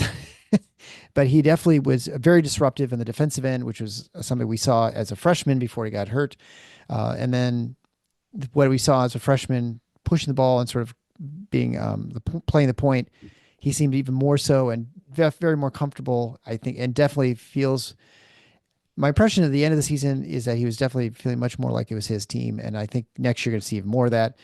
For the season, he ended up shooting 40% from the field, 34% from the line, from three, 73% from the line, averaged a little over 7 points a game, a little over 2 rebounds a game, had a 5.4 to 2 assist to turnover ratio, a little over 1 steal a game, had a couple blocks, finished with about almost 24 minutes a game. So he played a big role. It was sort of varied at times as far as whether he play late in games or if it would be Trey at the point. Obviously, that'll be different next year. But Jeremy Fears, I think, was everything we expected him to be. And I mean, his team went 17-3, won the Big Ten, and went to the Elite Eight. So, he wasn't playing 35 minutes a game, but he had a large part in the fact that they were so successful this year. It's easy to forget because no one. The only thing I would say is I think he's easily forgotten, which is weird because everyone focused on Jace Richardson and what he had done, Concarna's dunks. And you just almost kind of forgot Jeremy was there. He wasn't scoring, 15, 20 points a game, but he was instrumental in all of this. And I don't think next year we'll forget about him, but I kind of feel like he was sort of forgotten this year. Do you feel that way too? I didn't. Okay. I mean, I know you didn't forget him, but I mean, it all year. But I feel like everybody else, when they're talking, they don't talk about him. No, you're right. Your overall point is absolutely well taken. But Tom Izzo didn't. I heard him talking about it regularly, especially toward the end of the season. After wins, he would almost perpetually say, I really like the way Jeremy ran our team tonight. Over and over and over. And, look, this is the truth. And a lot of people don't want to admit this, refuse to admit it, blah, blah, blah. The bulk of people watching games react primarily to 3-point shots and dunks, and that's kind of it. You're kidding. And that's all. That's all they really notice. So Jace Richardson hitting threes, Cohen Card dunking, they understand that. They don't understand why Jeremy Fears, because they look at it and say, well, he's afraid to take a three. Yeah. How is he helping this team? Well, it's everything else that makes his team go. I said it before the season that I thought they would be better primarily because I thought the guard play would be better. Now, I didn't see Jace Richardson coming the way he did. For sure. I did see Jeremy Fears coming. And he absolutely met every expectation I had for him. Now, are there things he has to improve on? Yes. The 3-point percentage is not bad. No. The willingness to take it, obviously. Yeah. The willingness to take it needs to improve. I have every bit of confidence that's coming. For him to do what he did and have the season he had coming off that injury, I think is remarkable. And you want to talk about something that gets overlooked and is under discussed? That. Yeah. How good he was. And Tom Izzo kept saying, and then toward the end of the year, you heard him saying it a little bit less. But for at least the first half of the year, he would frequently talk about how they needed more out of Jeremy, that he felt like there were still things he had seen him do in the past that he wasn't seeing him do yet athletically. Mm-hmm. And I think that's over now. Yeah. I think he's shown all the gears are there. I love the mindset he plays with. He is a winner. He is a leader, and that is only going to grow. I think this year, I expect you're going to see Jeremy Fears snapping people's heads off in huddles, and it'll be a good thing. He is an outstanding defensive player who I think could get even better. I think he's the kind of guy that can steal another guy's heart at times defensively. I think he's that good potentially. Yeah. I think he is you should expect Michigan State's running game is going to remain elite for as long as he's here, because I don't think he's going to allow it to be anything less than that. And that is where it starts.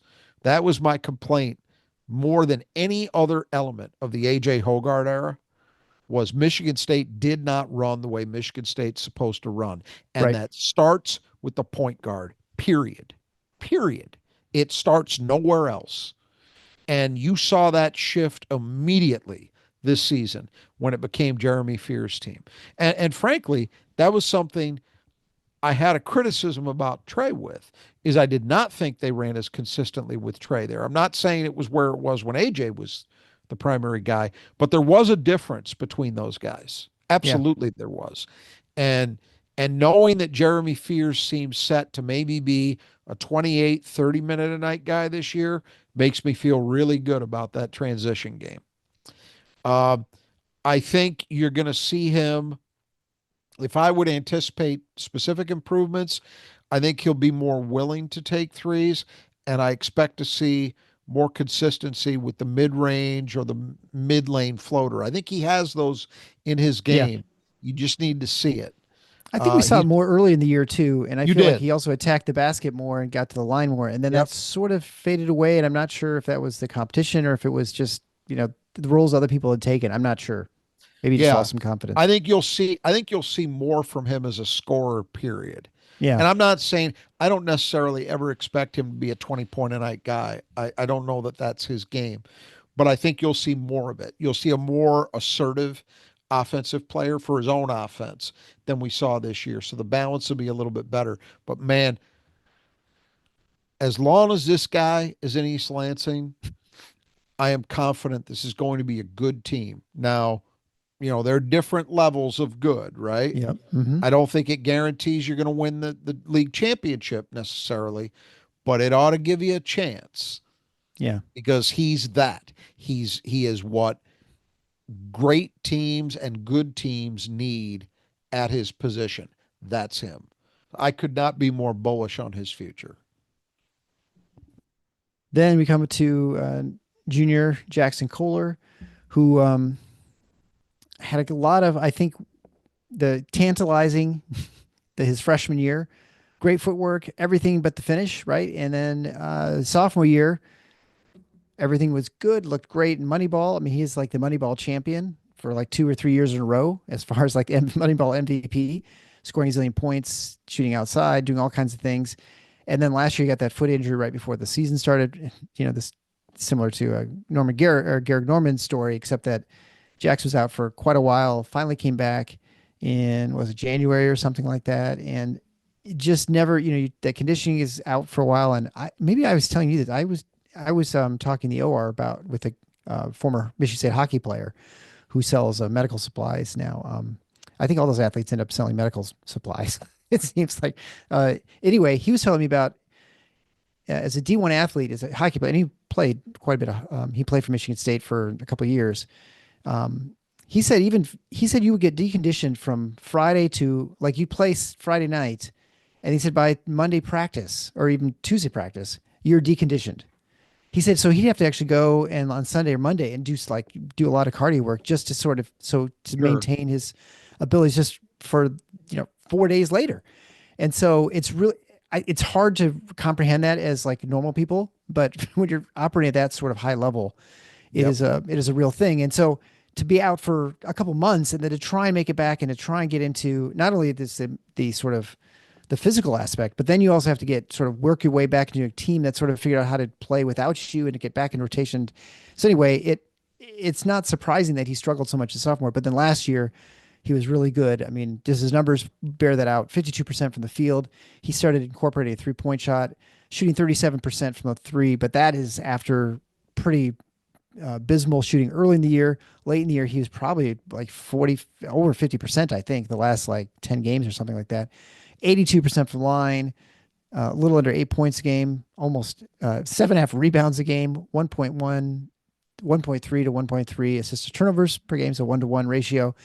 A couple steals, averaging almost zero point 0.8 blocks a game, playing almost 21 minutes.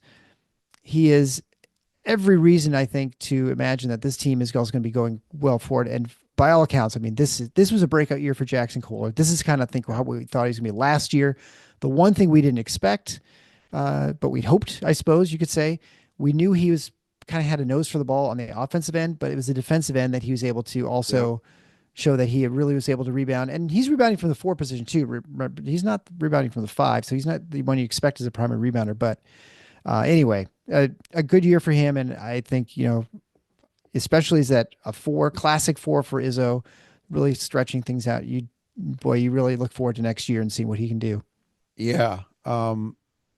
Absolutely. Breakout year is a great way of putting it, because honestly, the way the first 2 years went, in retrospect, you can plot it and it makes perfect sense as to why it played out the way it did. But you know how this goes.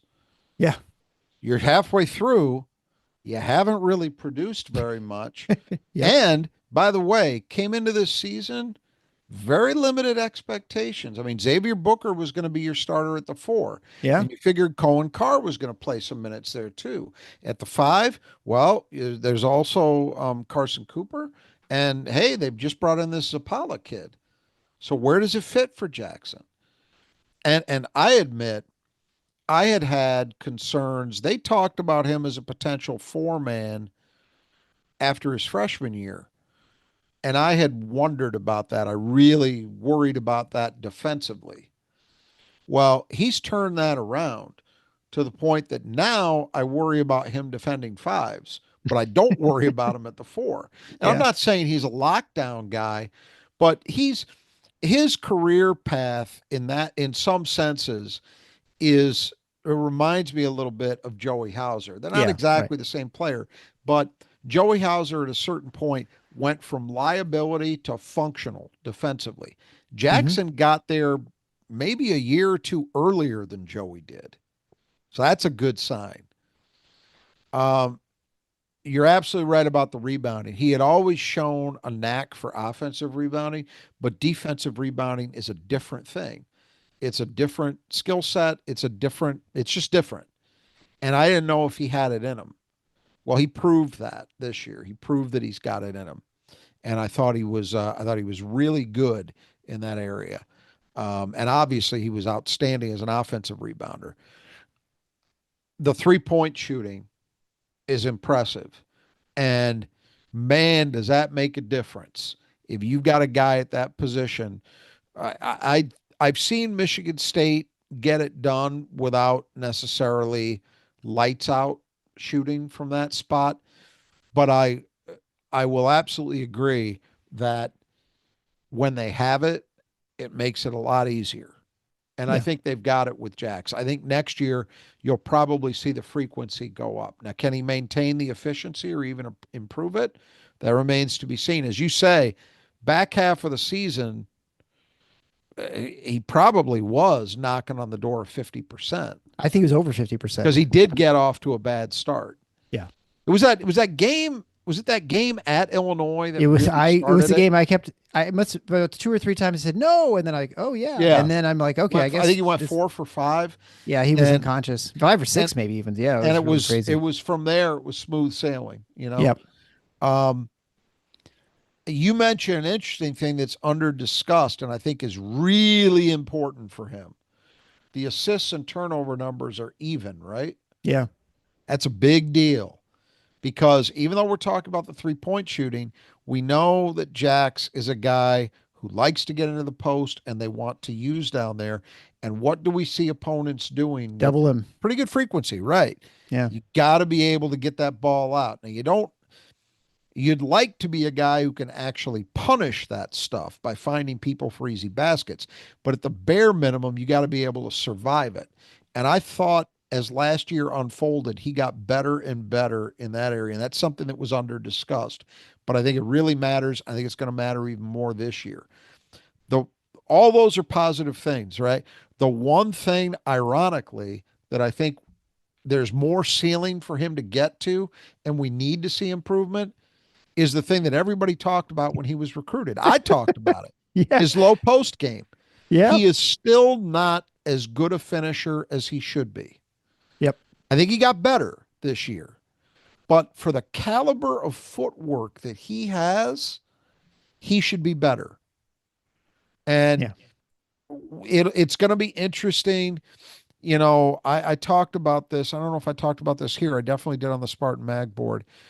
Over the last couple of years, you've seen Jackson clearly make an effort to reshape his body, and it was visible, clearly visible. You saw how much, his conditioning was really good this year. I thought what do you average? Over 20 minutes a game, and those Yeah. were high 20.7. quality Yeah. minutes. He Yeah. wasn't burning out. Um, you wonder if maybe the final step is maybe to add a little more strength to the equation. I don't know.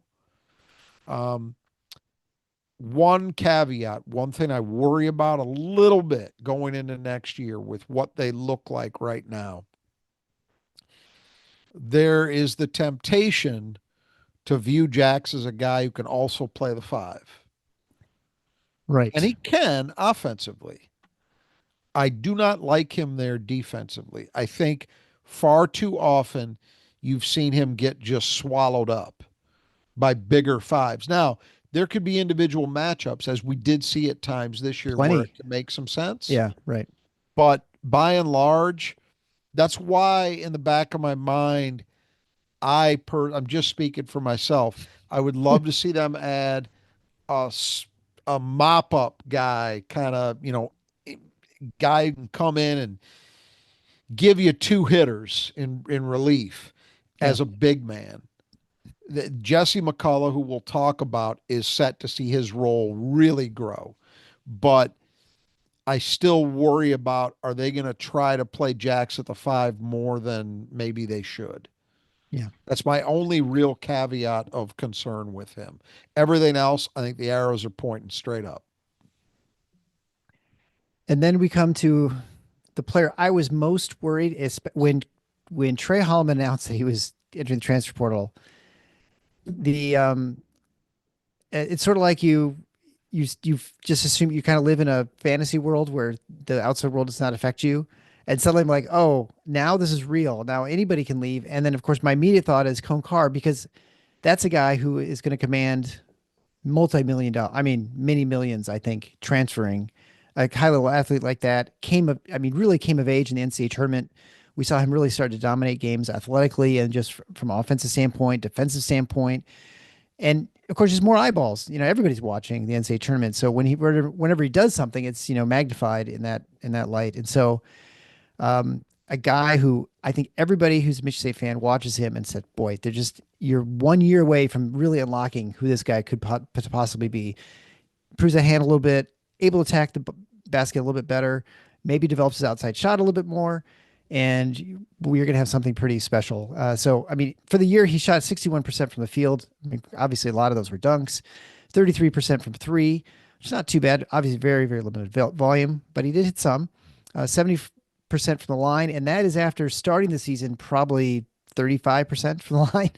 And he just sometime in maybe mid-December, he just suddenly went on and did miss, like, I don't know, 18 in a row or something. But he's also a guy who gets fouled a lot because he's attacking the basket on both the break and now just kind of straight line drives. 8 points a game, 3.6 rebounds per game, half an assist per game to 0.8 turnovers a game. So kind of backwards there, what you want. Half a steal a game, 0.8 blocks a game, and 20.8 minutes a game. And I think, what he showed this year is he showed a lot of growth. He looked defensively. He did not really look lost ever. He started, especially at the end of the season, really unlocking the rebounding that we think that he's got in him. I mean, obviously with the athlete that he is, defensively showing a lot of versatility, even though he's a little undersized, playing against some of the fours, he can still sort of make up for that with his athletic ability, his leaping ability. So there's a lot to like, obviously, about his year. Like just about everybody I've mentioned, because the Michigan State won the Big Ten and went to the NCAA tournament and what made to the Elite Eight. Just about everybody had a really good year, so it's not surprising. But you definitely saw the growth that you'd hope to see, and very excited to see what happens next year. And the greatest part is it's going to be in East Lansing. Yep. And I think that, the cliche here would be to say the sky's the limit, right? Especially for But a guy like him. but it really is with him, Yeah. because he is just a little bit of ball skill development away from being a potentially lethal player. Oh yeah. And you saw enough indications, especially later in the year, to suggest that that's coming. Hmm.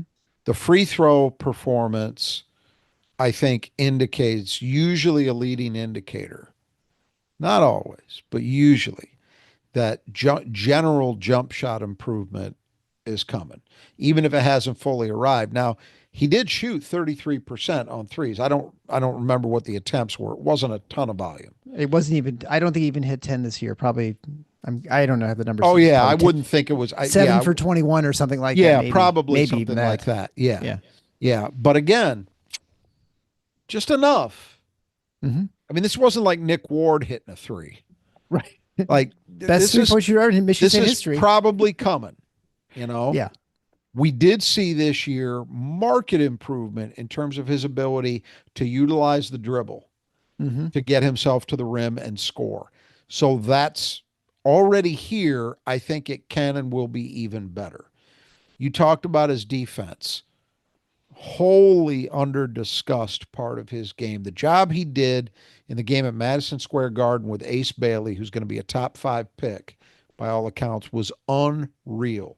That was a game where I remember saying it. It was a BJ Dawson type game Hmm. where he just kind of went out and dominated a game without being a huge scorer. I mean, he did score some points in that game too, but it was those other things. It was like, oh, he just took away a guy that has NBA talent, an NBA player. He just took him away. He rebounded. You said that, as you noted, I think the rebounding, especially on the offensive end, really started to show itself toward the latter stages of the season. Just he is set to be a starter at the wing. I would imagine we may see bits of him at times at the 4, just like we did this year. Hmm. But primarily, he's going to be in that 3 spot. And I know what Izzo is not hiding it. Izzo made statements a couple times in press conferences toward the end of the year that he thinks when these things we're talking about arrive fully for Cohen, he's not just going to be a good player, he's going to be a Yeah. star. Yeah. And Yeah, I for think sure. that's their expectation. I'm not ready to predict Big 10 player of the year yet or any of those things, but man, they think he's ready to go supernova. I mean, if I told you his Big Ten Player of the Year next year, you wouldn't say, "Oh, I can't believe it." You wouldn't be I like would I shocked. would not he's certainly not anywhere near the favorite for that, but is there the potential for him to have that kind of season? I do believe that. Yeah. And I I think do. he's a poster child too for what people love about college basketball and what is being lost with the transfer portal. Uh-huh. Watching someone develop for 3 years and what he's going to become, Yep. and that's, what you're losing, which again, at some point we'll What get that I back. what But I feel about him, I've had this feeling about other guys before, not even necessarily the same kind of player, but I had this feeling about Adrian Payne after mhm, his sophomore year, yeah, where he was good and he was a key part of a Big Ten champion. But you could just see it coming like, I think that guy is ready to really go up a few levels. And he did. And there have been other guys who fit that mold. And I think I just have that feeling that Cohen's the next. yeah. All right. And then we have Carson Cooper. Everyone's afterthoughts. He was going to be redshirt his freshman year. Then they thought, well, he's too good. We just have to, he's be able to move to play the 5, especially with, at the time when he's a freshman, sort of I guess the lack of skill at the 5, certainly for Michigan State. And then he has continued to grow. And I think, watching last year, and the numbers will bear this out as well. I mean, he shot 60% from the field. He actually attempted a 3-pointer. I don't remember this. He must have been a hand grenade at some point in the game. He was 0 for 1, but 74% from the line, which was a marked improvement from when he started. Yep. He has definitely worked on that. And he was actually well over 80% early in the season. And then kind of had a little bit, he had a couple tough times, especially I think he was shooting like a number of like flagrant foul ones where he was all alone at the line, and he's not good at that. He was much better when he's got guys ready to rebound. But he finished with 5 points a game, 5.2 rebounds a game. He had some games where he was dominant on the boards. He had a little assist to turnover ratio was about 1-to-1, 0.6 to 0.8, so pretty close. Had almost a steal a game, zero point 0.6 blocks a game, played 17 minutes. And I think the probably biggest thing with him is he definitely showed his versatility on defensive end, ability to guard large players down low because he's what 6'11", got some good wingspan, but also the ability to guard out on the perimeter for fives who want to shoot, like Ivicic from Illinois or something like that, or anyway. So he is sort of like a prototypical ISO 5, not a guy who's going to tear you apart on the offensive end as far as you know uh, post moves and things like that. Oh, he's got a few, but it's mainly just with his defensive presence, his ability to sort of like run the defense as he usually have to as a 5 at Michigan State, but also just his versatility. So great year for him, as with everybody, and he definitely found his role. And certainly by the end of the year, he really, really started coming on. Probably by what do you say, December or so? Really, the Big Ten season once it got rolling, he Yep. became more and more valuable on the team. It is a litmus test for me for I whether know you're going. somebody understands the sport of basketball at a decent level as to whether or not they think Carson Cooper is a good and important player for Michigan State. And if you just apply that rule of thumb, that those who say, yes, he is good and he is important for Michigan State, those are people who understand the sport. Those who don't think that, you've got really good reason to question it. But he can't hit threes. Carson Cooper, in my opinion, was the best defensive big in the league this year. Now, he wasn't rewarded that way. What's his name? Biddle, the kid at Oregon, who was a good defensive player, blocked a lot of shots. Fine. I'd take Carson Cooper on my team defensively over him. And the reason I say that is Carson is a good, not great, low post defender. He's good there. He's not a guy who locks it down. Big, good offensive players can get some things done against him on occasion on the Mm-hmm. blocks. But we don't play the game now. We're not living in 1979. We're in 2025. And in 2025, in my opinion, the 5 is at worst the second most important defensive position on the court. You can argue vis-a-vis the 1 as to which is more important, but they're there for the same reason. Why am I saying that? Because so much of basketball at the collegiate, every level, but the college level for sure, has essentially become about pick and rolls. Yeah. Watch the average college game. What percentage of the sets of the offense that the other team is running utilize pick and roll? And almost always, or the vast majority of the time, at the top of the key. Heavy percentages of it. Carson Cooper is definitely, and this is damning him with faint praise, he's the best pick and roll defensive big they've had since Xavier Tillman, who was really good. He was elite. Yeah. But Carson, you got to take him out of the equation because of how good he was. And if you do that, Carson checks in there, I think, easily alongside guys like Matt Costello, Drew Namick. He's in that category. And if you don't believe those guys were important to really good teams, again, you don't know what you're talking about. It matters greatly. And he is really important to this team. I think his development in other ways has been very noticeable. Not that he's ever going to be a 20-point a night scorer, but he was markedly more effective as an offensive player. Why? Part of it's him. Part of it's that he was playing with better guards. And so all of a sudden, Carson Cooper, as a He's good rim hands. dive lob option, was a real weapon that they went to a lot. You know, um, the free throw percentage improvement a big deal for a guy who gets on the boards and is going to be knocked around in traffic a lot, that he got up to 74%. That was a welcome development. Yep. As you say, he became a really effective rebounder. I think particularly on the defensive end. I think you can make a pretty good argument he's their best defensive rebounder. I haven't looked at the defensive rebounding rates, but I wouldn't be surprised if he was number one in that category as an individual.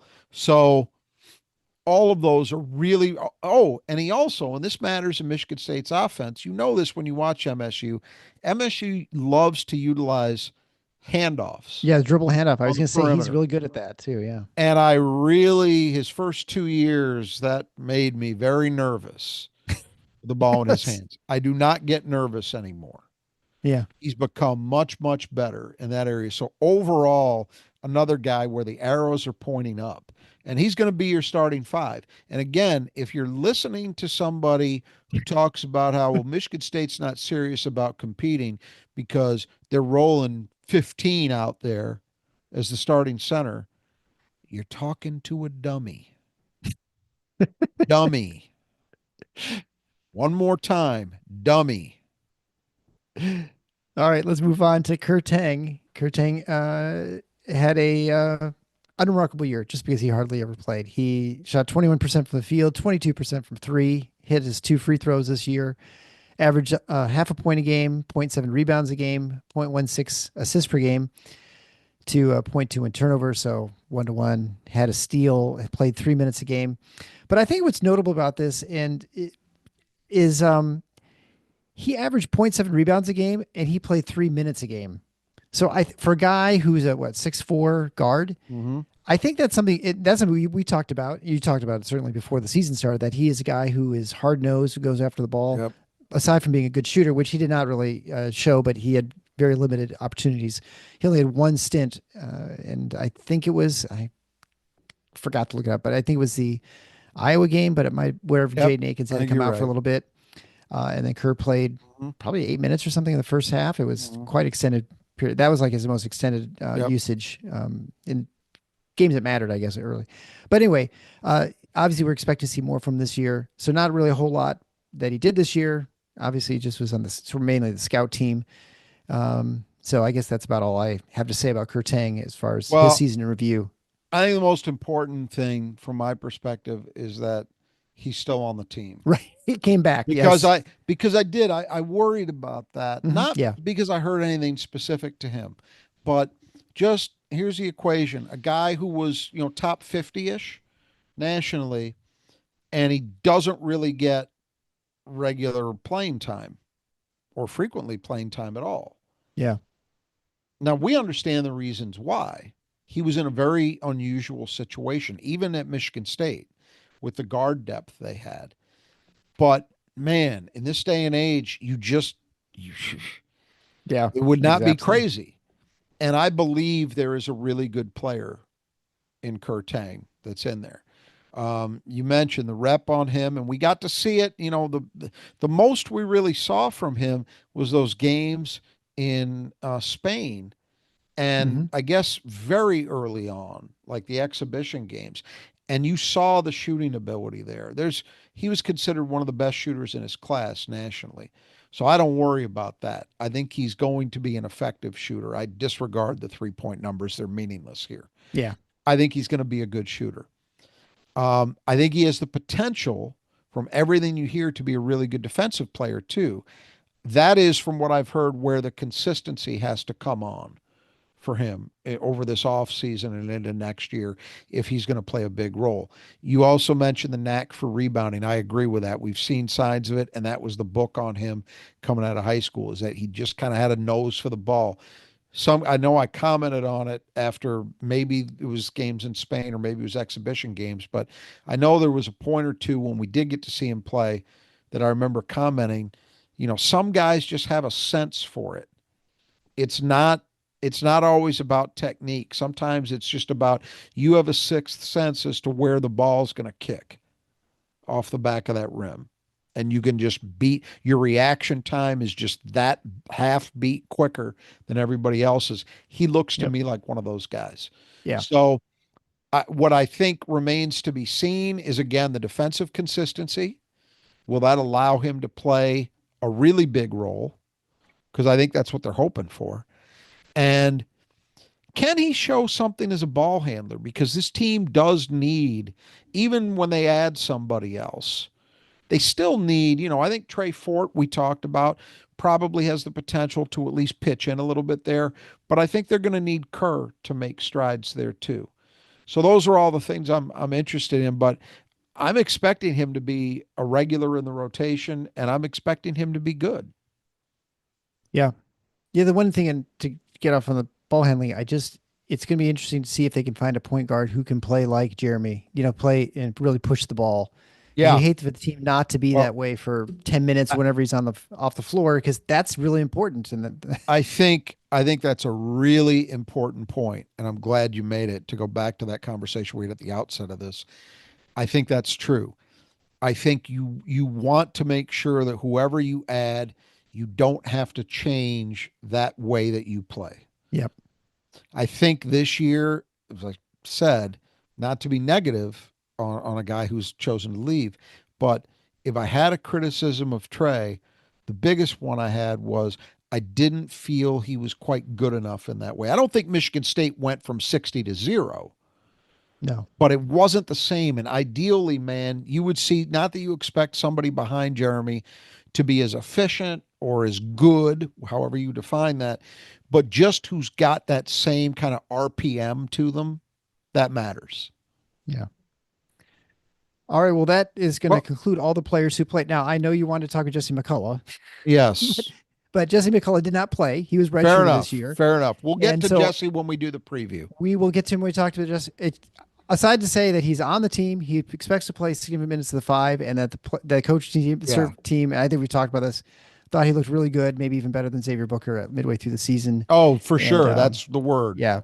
Yeah. So anyway, so all good things. And he was on a show. So if you want to go back and watch that interview, it was a lot of fun. He's a really, really nice kid. And I mean, like all the kids we interview, it's really pretty remarkable that they're all just really great guys.